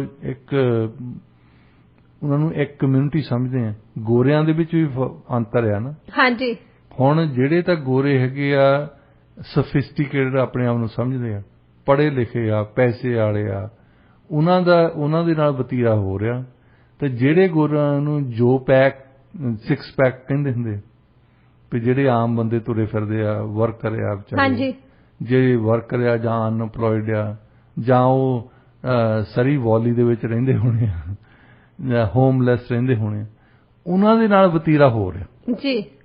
ਸੋ ਉਹਨਾਂ ਦੇ ਨਾਲ ਵਤੀਰਾ ਉਦਾਂ ਦਾ ਹੀ ਆ ਕਈ ਵਾਰੀ ਜਿੱਦਾਂ ਕਾਲਿਆਂ ਨਾਲ ਕਰਦੇ, ਜਿੱਦਾਂ ਨੇਟਿਵ ਇੰਡੀਅਨ ਨਾਲ ਕਰਦੇ ਜੀ। ਡਾਕਟਰ ਸਾਹਿਬ, ਵੈਸੇ ਡਾਕਟਰ ਸਾਹਿਬ ਓਨਟਾਰੀਓ ਬਲੈਕ ਹਿਸਟਰੀ ਸੁਸਾਇਟੀ ਦੇ ਜਿਹੜੇ ਸਾਬਕਾ ਪ੍ਰਧਾਨ ਆ, ਉਹਨਾਂ ਨੇ ਵੀ ਕਿਹਾ, ਕਹਿੰਦੇ ਕਿ ਅਫਰੀਕੀ ਲੋਕਾਂ ਦੀ ਜਿਹੜੀ ਗੁਲਾਮੀ ਆ ਨਾ ਕੈਨੇਡਾ ਤੋਂ ਸ਼ੁਰੂ ਹੋਈ ਸੀ 1628 ਦੇ ਵਿੱਚ, ਜਿਹਨੂੰ ਫਿਰ 1834 ਚ ਖਤਮ ਕੀਤਾ ਗਿਆ। ਜਿਵੇਂ ਤੁਸੀਂ ਚੰਗੀ ਤਰ੍ਹਾਂ ਮੈਂਸ਼ਨ ਕੀਤਾ ਕਿ ਆਰਥਿਕਤਾ ਦੇ ਕਰਕੇ ਇਹਨੂੰ ਖਤਮ ਕੀਤਾ ਗਿਆ ਸੀ, ਇਸ ਲਈ ਨਹੀਂ ਸੀ ਖਤਮ ਕੀਤਾ ਗਿਆ ਕਿ ਇਨਸਾਨੀ ਤੌਰ ਤੇ ਖਤਮ ਕਰਨਾ ਚਾਹੁੰਦੇ ਸੀ। ਉਹ ਤਾਂ ਅਜੇ ਤੱਕ ਵੀ ਹੈ। ਹਾਂਜੀ, ਅਜੇ ਤੱਕ ਵੀ ਆਪਾਂ ਦੇਖਦੇ, ਜਿਵੇਂ ਕਿ ਤੁਸੀਂ ਦੱਸਿਆ ਕਿ ਜਿਹੜੀ ਰਿਪੋਰਟ ਆਈ ਸੀ ਓਨਟਾਰੀਓ ਪੁਲਿਸ ਦੀ, ਉਹਦੇ ਵਿੱਚ ਸਾਫ਼-ਸਾਫ਼ ਲਿਖਿਆ ਹੋਇਆ ਸੀ। ਉਸ ਤੋਂ ਬਾਅਦ ਇਹ ਕਹਿੰਦੇ ਰਹਿੰਦੇ ਆ ਕਿ ਅਸੀਂ ਆਪਣੇ ਜਿਹੜੇ ਹੈਗੇ ਆ EMPLOYEES ਜਾਂ ਵਰਕਰਸ, ਉਹਨਾਂ ਨੂੰ ਅਸੀਂ ਜ਼ਿਆਦਾ ਸਿੱਖਿਅਤ ਕਰਾਂਗੇ। ਇਹ ਤਾਂ ਕਹਿੰਦੇ ਹੀ ਰਹਿੰਦੇ, ਸਿੱਖਿਅਤ ਕਰਨ ਦੇ ਲਈ ਵੀ ਇਹਨਾਂ ਨੂੰ ਕਿੰਨਾ ਸਮਾਂ ਲੱਗ ਜਾਂਦਾ, ਕਿੱਥੇ ਇਹਨਾਂ ਦੇ ਵਿੱਚ ਜਾ ਕੇ ਪ੍ਰੋਬਲਮ ਹੈਗੀ ਆ ਉਹਦਾ ਰਿਵਿਊ ਨਹੀਂ ਕਰਦੇ ਹੈਗੇ, ਐਕਸ਼ਨ ਨਹੀਂ ਲੈਂਦੇ, ਸਿਰਫ ਗੱਲਾਂ ਕਰਦੇ ਆ। ਉਹ ਹੈਗਾ ਨਾ, ਸਟੇਟਮੈਂਟ ਤਾਂ ਦੇਣੀ ਹੁੰਦੀ ਹੈ ਨਾ। ਹਾਂਜੀ, ਹੁਣ ਸਟੇਟਮੈਂਟ ਦੇਣੀ ਆ, 2 ਹਫ਼ਤੇ ਪ੍ਰਾਈਮ ਮਿਨਿਸਟਰ ਇੱਥੇ ਚਲ ਗਏ ਆ, ਮੁੜ ਕੇ ਆ ਕੇ ਫੇਰ ਕੁਛ ਕਰ ਦੇਣਗੇ। ਜਾਣ ਤੋਂ ਪਹਿਲਾਂ ਵੀ ਕਹਿ ਕੇ ਗਏ ਆ ਜੀ, ਵਕੇਸ਼ਨ ਦਾ ਸਾਰਾ ਖਰਚਾ ਪ੍ਰਾਈਮ ਮਿਨਿਸਟਰ ਸਾਹਿਬ ਖੁਦ ਚੱਕਣਗੇ। ਜਾਣੀ ਕਿ ਇਹ ਵੀ ਕਹਿਣਾ ਪਵੇ ਬੰਦੇ ਨੂੰ, ਪ੍ਰਾਈਮ ਮਿਨਿਸਟਰ ਨੂੰ, ਕਿ ਇਹ ਨਾਰਮਲ ਬੰਦੇ ਦੇ ਦਿਮਾਗ 'ਚ ਹੀ ਹੁੰਦਾ ਕਿ ਮੈਂ ਵਕੇਸ਼ਨ ਤੇ ਚੱਲਿਆ, ਮੇਰਾ ਹੀ ਖਰਚਾ ਹੋਣਾ। ਤੁਸੀਂ ਇੰਨੀ ਮੋਟੀ ਤਨਖਾਹ ਲੈਂਦੇ, ਇੰਨੇ ਪੈਸੇ ਲੈਂਦੇ ਆ ਸਪੀਚ ਦੇਣ ਦੇ, ਈਵਨ ਚੈਰਿਟੀਜ਼ ਤੋਂ ਪੈਸੇ ਲੈਂਦੇ ਆ। ਹਾਂਜੀ, ਸਪੀਚ ਦੇਣ ਦੇ, ਸਪੀਚ ਲਿਖ ਕੇ ਕੋਈ ਹੋਰ ਦਿੰਦਾ ਇਹਨਾਂ ਨੂੰ। ਸਾਡੇ ਟੈਕਸ ਪੇਅਰ ਤੇ ਜਿਹੜੇ ਸਿਵਲ ਸਰਵੈਂਟਸ ਹਾਇਰ ਕੀਤੇ, ਉਹ ਸਪੀਚ ਰਾਈਟਰ ਆ ਇਹਨਾਂ ਦੀ। ਹਾਂਜੀ, ਉਹ ਲਿਖ ਕੇ ਦਿੰਦੇ ਆ, ਇਹ ਜਾ ਕੇ ਪੜ੍ਹ ਦਿੰਦੇ ਆ ਜੀ, ਤੇ ਇਹ ਪੈਸੇ ਇਹ ਲੈਂਦੇ। ਹਾਂਜੀ ਡਾਕਟਰ ਸਾਹਿਬ, ਦੇਖੋ ਜੋ ਬਾਈਡਨ ਦੇ ਲਈ ਫਿਰ ਤੋਂ ਖਤਰੇ ਦੀ ਘੰਟੀ ਆ। ਵੈਸੇ ਤਾਂ ਕਾਫੀ ਸਮੇਂ ਤੋਂ, ਜਦੋਂ ਆਪਾਂ ਪਿਛਲੇ ਦਿਨਾਂ ਦੇ ਵਿੱਚ ਵੀ ਡਿਸਕਸ ਕੀਤਾ ਕਿ ਜਿਹੜੀ ਡੈਮੋਕ੍ਰੈਟਿਕ ਪਾਰਟੀ ਹੈ ਦੀ ਅਪਰੂਵਲ ਜਿਹੜੀ ਰੇਟਿੰਗ ਆ ਉਹ ਹਮੇਸ਼ਾ ਹੀ ਡਾਊਨ ਹੁੰਦੀ ਗਈ ਆ, ਤੇ ਹੁਣ ਤਾਂ ਉਹਦੇ ਵਿੱਚ ਕਾਫੀ ਜ਼ਿਆਦਾ ਗਿਰਾਵਟ ਆ ਚੁੱਕੀ ਹੈਗੀ ਆ।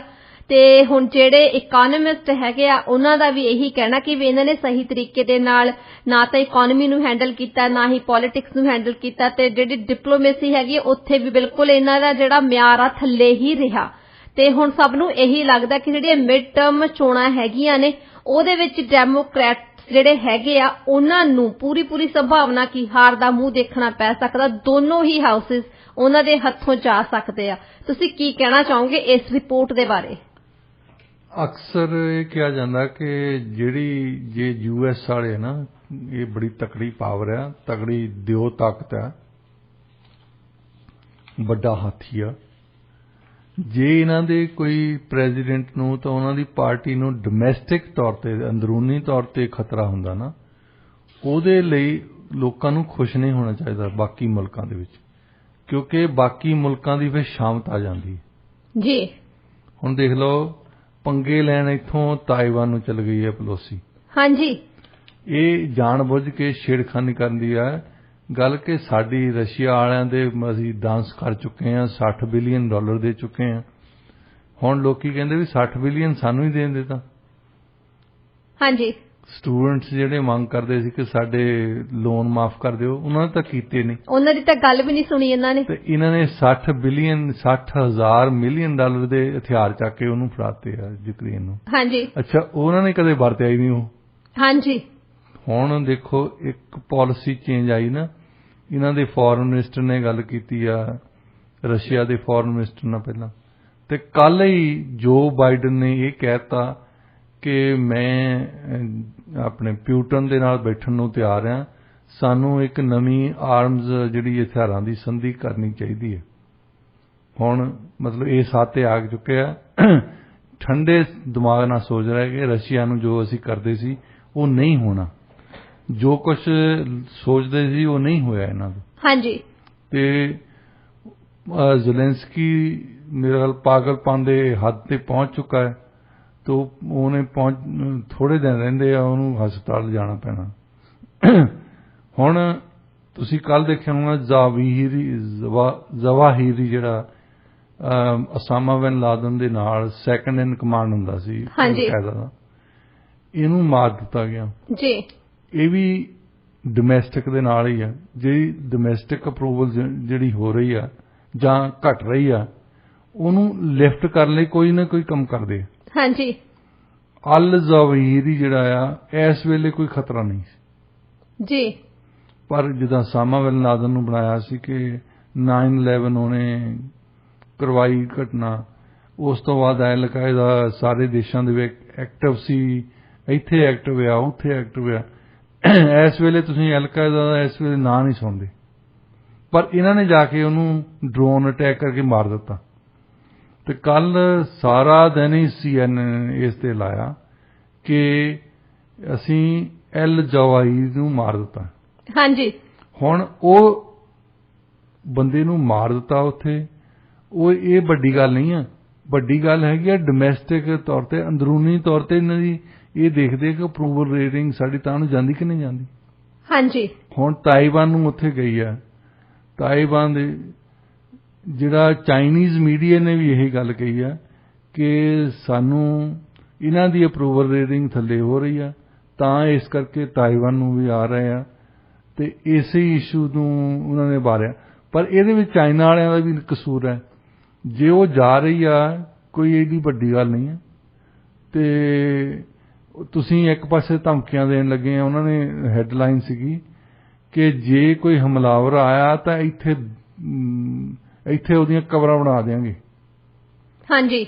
ਅੱਛਾ, ਉਹ ਜਾਂ ਤਾਂ ਧਮਕੀ ਉਦੋਂ ਦਿਓ ਜਿੱਦਾਂ ਰਸ਼ੀਆ ਵਾਲੇ ਦੇਣਗੇ ਤਾਂ ਉਹ ਬਣਾ ਵੀ ਦੇਣਗੇ। ਹਾਂਜੀ। ਤੁਹਾਡੇ ਤੋਂ ਅਜੇ ਉਨੀ ਤਾਕਤ ਨਹੀਂ ਹੈ ਜਿੰਨੀ ਉਹਨਾਂ ਦੇ ਕੋਲ ਹੈ। ਪੈਲੇਸ ਵੱਲੋਂ ਤਾਂ ਡਾਕਟਰ ਸਾਹਿਬ ਕਿਹਾ ਜਾ ਰਿਹਾ ਕਿ ਤਾਈਵਾਨ ਕਾਰਡ ਸਿਰਫ ਖੇਡਿਆ ਜਾ ਰਿਹਾ, ਜਿਵੇਂ ਤੁਸੀਂ ਮੈਂਸ਼ਨ ਕੀਤਾ ਕਿ ਇਹਨਾਂ ਦੀ ਅਪਰੂਵਲ ਰੇਟਿੰਗ ਜਿਹੜੀ ਉਹਦੇ 'ਚ ਇੰਨੀ ਕੁ ਜ਼ਿਆਦਾ ਗਿਰਾਵਟ ਆ ਚੁੱਕੀ ਹੈ, ਹੱਥ ਪੈਰ ਬਹੁਤ ਮਾਰ ਰਹੇ ਆ। ਹੁਣ ਉੱਥੇ ਜਿਹੜੇ ਯੰਗ ਡੈਮੋਕ੍ਰੇਟਸ ਹਨ, ਇਹਨਾਂ ਦੇ ਵਿੱਚ ਇੱਕ ਡਿਬੇਟ ਤੁਰਿਆ ਆ। ਉਹ ਕਹਿੰਦੇ ਕਿ ਸਾਰੇ ਜਿਹੜੇ ਅਹੁਦੇ ਆ ਉਹ ਤਾਂ ਬਜ਼ੁਰਗ ਸੰਭੀ ਬੈਠੇ ਆ। ਹਾਂਜੀ। ਜਿਹੜੀ ਲੜਾਈ ਵੀ ਕਰਨ ਲੱਗੇ ਆ, ਇਹੀ ਕਰਾਉਣ ਵਾਲੇ ਆ, ਤਾਂ ਮਰਨਾ ਤਾਂ ਅਸੀਂ ਆ ਜੀ। ਜੇ ਜੋ ਬਾਈਡਨ ਨੂੰ ਇਹ ਕਹਿੰਦੇ ਕਿ ਉਹ ਡਿਮੈਂਸ਼ੀਆ ਹੋਇਆ ਹੈ, ਉਹ 79 ਸਾਲਾਂ ਦੇ, ਪਲੋਸੀ 82 ਸਾਲਾਂ ਦੀ। ਉਹਨੂੰ ਪਿਛਲੇ ਸਾਲ ਕਿਸੇ ਨੇ ਕਿਹਾ ਵੀ ਤੂੰ ਹੁਣ ਬਸ ਕਰ, ਐਤਕੀ ਅਨਾਉਂਸਮੈਂਟ ਕਰਦੇ। 2 ਸਾਲਾਂ ਬਾਅਦ ਇਹਨਾਂ ਦੀ ਇਲੈਕਸ਼ਨ ਹੁੰਦੀ ਹੈ। ਹਾਂਜੀ। ਉਹ house of reps the member ਹੈ ਨਾ, ਤੇ ਉਹ ਕਹਿੰਦੀ ਨਹੀਂ ਮੈਂ ਤਾਂ ਹਾਲੇ ਯੰਗ ਪਈ ਹਾਂ। ਫਿਰ ਇੱਕ ਨੇ ਮਜ਼ਾਕੀਆ ਤੌਰ ਤੇ ਬੰਦੇ ਨੇ ਲਿਖਿਆ ਸੀ, ਉਹ ਕਹਿੰਦਾ ਵੀ 11 ਵਜੇ ਤਾਈਂ ਤਾਂ ਬੈਠੀ ਹੁੰਦੀ ਹੈ ਬਿਊਟੀ ਪਾਰਲਰ ਦੇ, ਤੇ 11 ਤੋਂ 3 ਵਜੇ ਤਾਈਂ ਇਹ ਕੈਮਰੇ ਨੂੰ ਫੋਟੋ ਲੈਣ ਦਿੰਦੀ ਆ, ਤੇ 3 ਵਜੇ ਤੋਂ ਬਾਅਦ ਜਿੱਦਾਂ ਖਰਬੂਜੇ ਨੂੰ ਇਹਦਾ ਚਿਹਰਾ ਢਲਿਆ ਹੁੰਦਾ, ਮੇਕਅਪ ਉਤਰ ਜਾਂਦਾ। ਉਹ ਜਿਹੜੇ ਬਾਲ ਬੂੜ ਜਿਹਾ ਖੜੇ ਕੀਤੇ ਹੁਣ ਥੱਲੇ ਨੂੰ ਹੋ ਜਾਂਦੇ ਆ। ਹੁਣ 82 ਸਾਲਾਂ ਦੀ ਇਹ ਆ। ਉਹਦਾ ਪਲੋਸੀ ਦਾ ਜਵਾਬ ਇਹ ਸੀ, ਵੈਸੇ ਤਾਂ ਉਹਦੇ ਏਡ ਨਹੀਂ ਦਿੱਤਾ। ਉਹ ਕਹਿੰਦਾ ਪਲੋਸੀ ਨੂੰ ਕਹੀ ਜਾਂਦੇ ਆ, ਇੱਥੇ ਡਾਇਨ ਫਾਈਨਸਟਾਈਨ ਬੈਠੀ ਆ, ਉਹ 99 ਸਾਲਾਂ ਦੀ, ਸੈਨੇਟ ਦੇ ਵਿੱਚ ਬੈਠੀ ਆ। ਉਹਨੇ ਕਦੇ ਨਹੀਂ ਕਿਹਾ ਵੀ ਮੈਂ ਨਹੀਂ ਇਲੈਕਸ਼ਨ ਲੜੀ। ਉਹਨੂੰ ਪੁੱਛਿਆ ਸੀ ਕਿਸੇ ਨੇ ਪਿੱਛੇ ਜਿਹਾ ਵੀ ਹੁਣ ਜਿਹੜੀ ਇਲੈਕਸ਼ਨ ਆਉਣੀ ਹੈ ਤੁਹਾਡੇ ਅੱਗੇ, ਵੀ ਤੁਸੀਂ ਲੜਨੀ ਆ। ਉਹ ਕਹਿੰਦੀ ਮੈਂ ਕਿਉਂ ਨਹੀਂ ਲੜਨੀ, ਤੁਸੀਂ ਸਾਲ ਗਿਣਦੇ ਆ, ਤੁਸੀਂ ਮੇਰਾ ਦਿਲ ਦੇਖੋ। ਦਿਲ ਹੋਣਾ ਚਾਹੀਦਾ ਜਵਾਨ, ਉਮਰਾਂ 'ਚ ਕੀ ਰੱਖਿਆ। ਹਾਂਜੀ। ਤੇ ਇਹ ਹੁਣ 3 ਬੁੱਢੇ ਬੈਠੇ ਆ ਉੱਥੇ। 79 ਸਾਲਾਂ ਦਾ ਜੋ ਬਾਈਡਨ ਆ, 82 ਦੀ ਪਲੋਸੀ ਆ, 99 ਦੀ ਫਾਈਨਸਟਾਈਨ ਬੈਠੀ ਆ ਸੈਨੇਟਰ। ਔਰ ਵੈਸੇ ਉਹ ਮੋਹਰੇ ਵੀ ਚੂਚੇ ਨਹੀਂ ਹੈ। ਟਰੰਪ ਵੀ 76-77 ਦਾ ਉਹ ਵੀ ਹੋਇਆ, ਪਰ ਉਹਦੀ ਸਿਹਤ ਇੰਨਾ ਚੰਗੀ ਹੈ। ਵੈਸੇ ਉਹ ਕਾਫੀ ਜ਼ਿਆਦਾ ਐਕਟਿਵ ਆ। ਹਾਂ, ਇਸ ਕਰਕੇ ਉਹ ਥੋੜਾ ਜਿਹਾ ਬਚਿਆ ਹੈ ਇਹਨਾਂ ਤੋਂ ਕਿ ਉਹਦੀ ਸਿਹਤ ਚੰਗੀ ਹੈ। ਹਾਂਜੀ।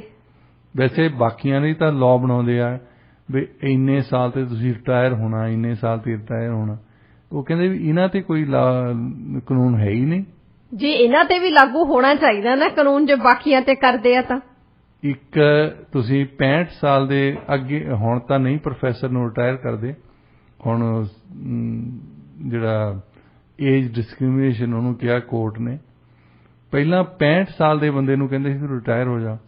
ਹੁਣ 65 ਸਾਲ ਦਾ ਬੰਦਾ, ਉਹਦੀ ਸੋਚਣੀ ਸ਼ਕਤੀ ਖਤਮ ਹੋ ਗਈ ਹੈ ਜਾਂ ਉਹਦੀ ਆਵਾਜ਼ ਖਤਮ ਹੋ ਗਈ ਅੱਛਾ, ਉਹਨੂੰ ਤਾਂ 65 ਸਾਲ ਦੇ ਨੂੰ ਕਹਿੰਦੇ ਆ, ਆਪ 99 ਸਾਲਾਂ ਦੀ ਉੱਥੇ ਬੈਠੀ ਹੈ ਸੈਨੇਟ ਦੇ ਵਿੱਚ। ਹਾਂਜੀ। ਹੁਣ ਵੱਡੀ ਗੱਲ ਜਿਹੜੀ ਚੱਲ ਰਹੀ ਆ, ਇੰਟਰਨੈਸ਼ਨਲੀ ਕੀ ਫੋਕਸ ਕਰ ਰਹੇ ਆ, ਹੁਣ ਇਹਨਾਂ ਦੇ ਸ਼ਿਫਟ ਆਈ ਆ ਫੋਰਨ ਪਾਲਿਸੀ ਦੇ ਵਿੱਚ। ਤੁਸੀਂ ਦੇਖੋ ਰਸ਼ੀਆ ਦੇ ਨਾਲ ਜੋ ਕੁਝ ਪਹਿਲਾਂ ਭੰਗੜਾ ਪਾਉਂਦੇ ਸੀ, ਸਾਡਾ ਤਾਂ ਬੰਦਾ ਚੁੱਪ ਕਰੇ ਜਾ ਕੇ ਬਹਿ ਗਿਆ ਨਾ ਕੋਸਟਾ ਰੀਕਾ ਦੇ ਵਿੱਚ। ਉਹ ਤਾਂ ਆਪਣੀ ਵਕੇਸ਼ਨ ਤੇ ਅੱਜ ਹੀ ਹੁਣ ਇਹਨੇ ਇੰਨਾ ਭੰਗੜਾ ਪਾਇਆ ਜਸਟਿਨ ਟਰੂਡੋ ਨੇ। ਅੱਛਾ, ਜੋ ਕੁਝ ਕਰਦਾ ਰਿਹਾ 100 ਗੱਲਾਂ ਹੱਕ ਦੇ ਵਿੱਚ ਕੀਤੀਆਂ ਹੋਣੀਆਂ ਇਹਨੇ ਯੂਕਰੇਨ ਦੇ। ਇੱਕ ਮਾਈਨਰ ਟਰਬਾਈਨ ਇਹਨੇ ਜਰਮਨੀ ਨਾਲ ਨੂੰ ਫੜਾਤੀ ਬਈ ਤੁਸੀਂ ਮੋੜ ਦਿਓ ਉਹਨਾਂ ਨੂੰ। ਹਾਂਜੀ।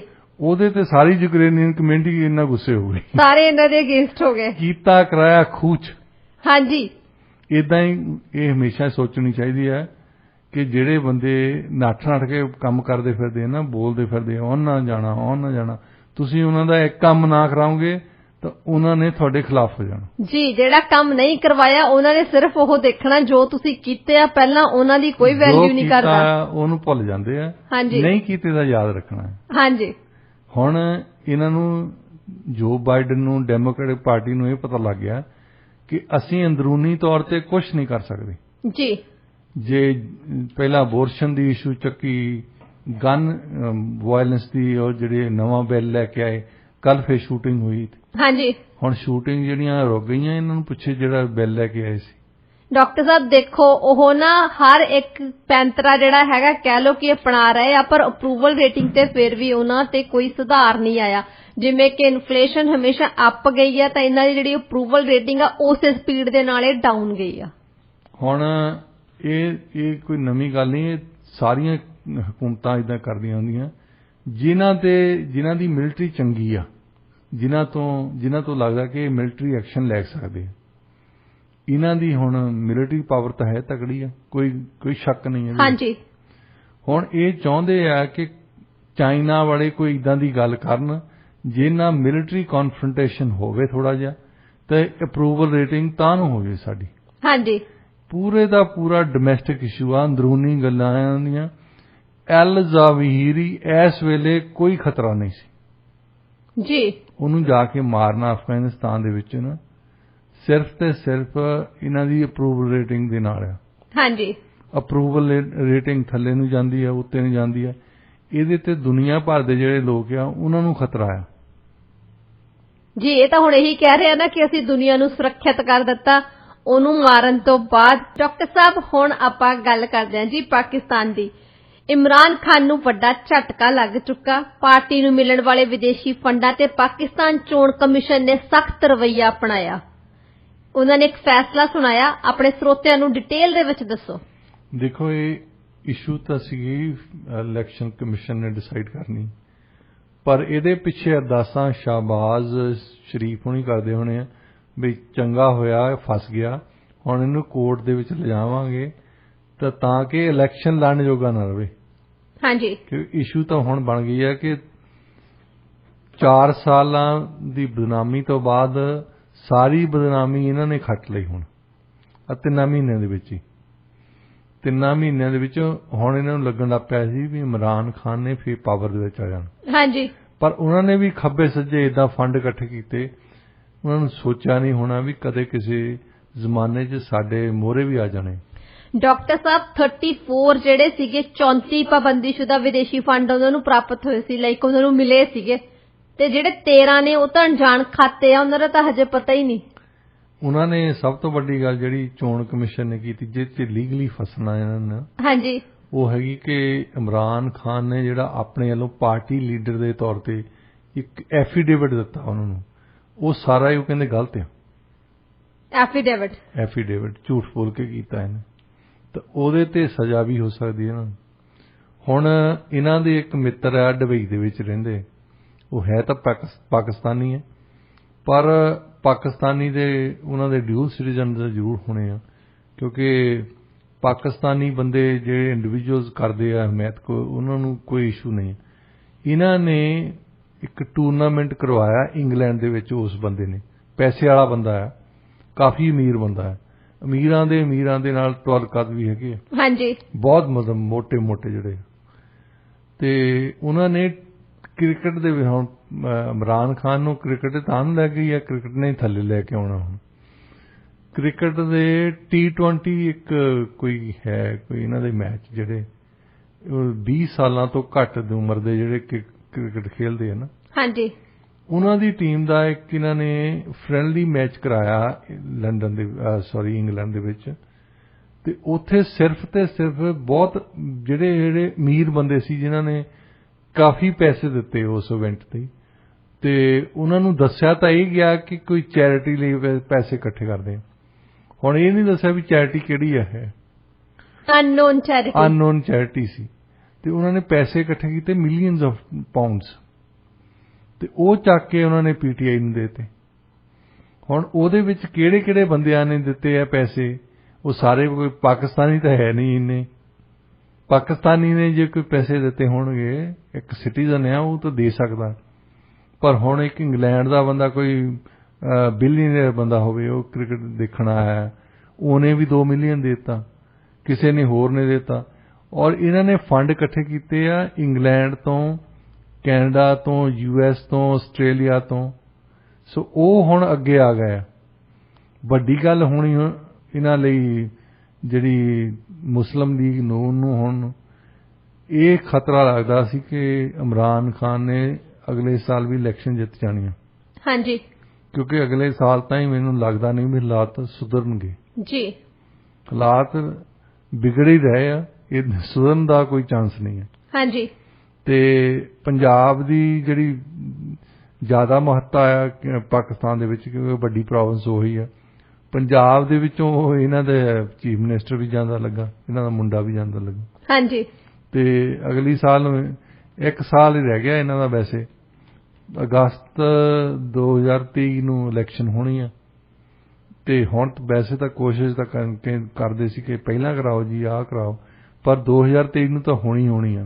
ਹਾਂਜੀ, ਤੇ ਉਸ ਸਮੇਂ ਦੇ ਦੌਰਾਨ ਜੇ ਇਮਰਾਨ ਖਾਨ ਨੂੰ ਕਿਸੇ ਫਸਾ ਦੇਣ, ਕੋਈ ਨਾ ਕੋਈ ਲਾਅ ਇੰਨਾ ਹੀ ਬਣਾ ਦੇਣ ਕਿ ਇਹ ਬੰਦਾ ਇਲੈਕਸ਼ਨ ਦੇ ਵਿੱਚ ਹਿੱਸਾ ਨਹੀਂ ਲੈ ਸਕਦਾ ਜੀ, ਉਹਦੇ ਲਈ ਫਿਰ ਮੁਸਲਿਮ ਲੀਗ ਨੂਨ ਲਈ ਨਾ ਉਹ ਫਾਇਦੇ ਵਾਲੀ ਉਹੀ ਗੱਲ ਆ।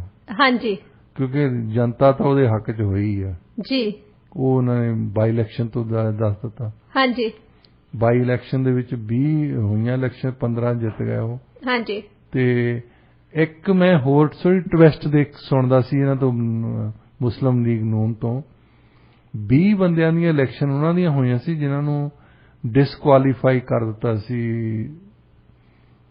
ਕਿਉਂਕਿ ਉਹਨਾਂ ਨੇ ਵੋਟ ਆਪਣੀ ਪਾਰਟੀ ਦੇ ਖਿਲਾਫ ਪਾਤੀ ਸੀ ਜੀ। ਇਹ PTI ਦੇ ਬੰਦੇ ਸੀ ਪਹਿਲਾਂ ਜਿਹੜੇ ਡਿਸਕੁਆਲੀਫਾਈ ਕੀਤੇ ਸੀ। 20 ਸੀਟਾਂ ਦੇ 20 ਬਾਈ ਇਲੈਕਸ਼ਨ ਪਹਿਲਾਂ ਜਿਹੜੀਆਂ ਇਲੈਕਸ਼ਨ ਹੋਈਆਂ ਸੀ, ਉਹ 20 ਦੀਆਂ 20 ਸੀਟਾਂ PTI ਨੇ ਜਿੱਤੀਆਂ ਸੀ, ਤੇ ਹੁਣ ਨੂੰ ਜਿਹੜੀ ਮੁਸਲਿਮ ਲੀਗ ਨੂੰ ਨਾਲੇ ਕਹਿੰਦੇ ਆ ਕਿ ਉਹਨਾਂ 20 PTI ਦੀਆਂ ਸੀਟਾਂ ਤੋਂ 15 ਇਹ ਫੇਰ ਜਿੱਤ ਗਏ ਆ, ਪਰ 4 ਤਾਂ ਅਸੀਂ ਜਿੱਤੇ ਆ ਜੀ। ਉਹ ਇਹਦਾ ਪੋਜ਼ਿਟਿਵ ਸਪੈਨ ਇਹ ਪਾ ਰਿਹਾ ਕਿ 4 ਸੀਟਾਂ ਤਾਂ ਅਸੀਂ ਜਿੱਤੇ ਆ, ਪਹਿਲਾਂ ਇਹਨਾਂ ਦੀਆਂ 20 ਦੀਆਂ 20 ਸੀ, ਪਰ ਹੁਣ ਚਲੋ ਪੋਜ਼ਿਟਿਵ ਸਪੈਨ ਪਾਉਣ ਚਾਹੇ ਨਾ ਪਾਉਣ, ਪਰ ਅਜੇ ਲੱਗਦਾ ਏਦਾਂ ਸੀ ਕਿ ਅਗਲੇ ਸਾਲ ਜਿਹੜੀ ਇਲੈਕਸ਼ਨ ਹੋਣੀ ਆ ਉਹ ਇਮਰਾਨ ਖਾਨ ਨੇ ਫੇਰ ਇੱਕ ਕੰਟੈਂਡਰ ਬਣ ਜਾਣਾ। ਉਹਨੂੰ ਹੁਣ ਪਰੇ ਰੱਖਣ ਦਾ ਇੱਕੋ ਬਹਾਨਾ ਆ ਕਿ ਇਹਨਾਂ ਨੇ ਫੋਰਨ ਫੰਡ ਲਏ ਸੀ। ਹਾਂਜੀ, ਤੇ ਇਹਦੇ ਨਾਲ ਕੋਈ ਡਿਸਕੁਆਲੀਫਾਈ ਕਰ ਦੇਣ ਉਹਨਾਂ ਨੂੰ, ਜਾਂ PTI ਨੂੰ ਕਰਨ ਕਿ ਕਿਸੇ ਤਰੀਕੇ ਦੇ ਨਾਲ ਉਹਨੂੰ ਬਾਹਰ ਰੱਖਣ ਨਾ ਜੀ। ਜਿੱਦਾਂ ਇੱਕ ਜ਼ਮਾਨੇ ਦੇ ਵਿੱਚ ਨਵਾਜ਼ ਸ਼ਰੀਫ ਉਹਨਾਂ ਨੂੰ ਵੀ ਬਾਹਰ ਰੱਖਿਆ ਗਿਆ ਸੀ, ਜੇਲ੍ਹ 'ਚ ਦੇ ਦਿੱਤਾ ਸੀ ਉਹਨਾਂ ਨੂੰ, ਹੁਣ ਤਾਂ ਉਹ ਲੰਡਨ ਬੈਠੇ ਨੇ। ਹਾਂਜੀ, ਸੋ ਜੇ ਇਹੀ ਗੱਲ ਇਮਰਾਨ ਖਾਨ ਨਾਲ ਹੋ ਜਾਂਦੀ, ਇਮਰਾਨ ਖਾਨ ਵੀ ਜਾਣ ਜੋਗਾ ਹੈਗਾ, ਇਹ ਵੀ ਲੰਡਨ ਜਾ ਕੇ ਰਹਿ ਸਕਦਾ। ਕਹਿੰਦੇ ਹੁੰਦੇ ਇੱਕ ਵਾਰੀ ਜਦੋਂ ਇਮਰਾਨ ਖਾਨ ਵਰਲਡ ਕੱਪ ਜਿੱਤ ਕੇ ਆਇਆ ਸੀ, ਇਹਨਾਂ ਨੇ ਵਰਲਡ ਸੀਰੀਜ਼ ਕਹਿੰਦੇ ਉਹਨੂੰ, ਮੇਰਾ ਖਿਆਲ ਕ੍ਰਿਕਟ ਦੇ ਵਿੱਚ, ਹਾਂਜੀ, ਉਦੋਂ ਇੱਕ ਕਪਤਾਨ ਸੀ ਉਹਦਾ ਕ੍ਰਿਕਟ ਟੀਮ ਦਾ, ਪਾਕਿਸਤਾਨ ਦੀ ਦਾ, ਤੇ ਨਵਾਜ਼ ਸ਼ਰੀਫ ਹੋਣੀ ਉਦੋਂ ਪ੍ਰਾਈਮ ਮਿਨਿਸਟਰ ਸੀ, ਤੇ ਨਵਾਜ਼ ਸ਼ਰੀਫ ਏਅਰਪੋਰਟ ਤੇ ਜਾ ਕੇ ਇਮਰਾਨ ਖਾਨ ਨੂੰ ਲੈਣ ਗਏ, ਟੀਮ ਨੂੰ ਲੈਣ ਗਏ। ਦੇਖ ਲਓ ਕੁਦਰਤ ਨੇ ਕੀ ਬਣਾਤਾ। ਉਸ ਵੇਲੇ ਤਾਂ ਉਹ ਪਲੇਅਰ ਸੀ, ਇੱਕ ਟੀਮ ਦਾ ਕਪਤਾਨ ਸੀ, ਉਹਨੂੰ ਪ੍ਰਾਈਮ ਮਿਨਿਸਟਰ ਨਵਾਜ਼ ਸ਼ਰੀਫ ਲੈਣ ਗਿਆ ਸੀ। ਹਾਂਜੀ, ਤੇ ਉਸ ਤੋਂ ਬਾਅਦ ਉਹੀ ਪਲੇਅਰ ਪ੍ਰਾਈਮ ਮਿਨਿਸਟਰ ਬਣਿਆ ਤਾਂ ਨਵਾਜ਼ ਸ਼ਰੀਫ ਲੰਡਨ ਬੈਠਾ।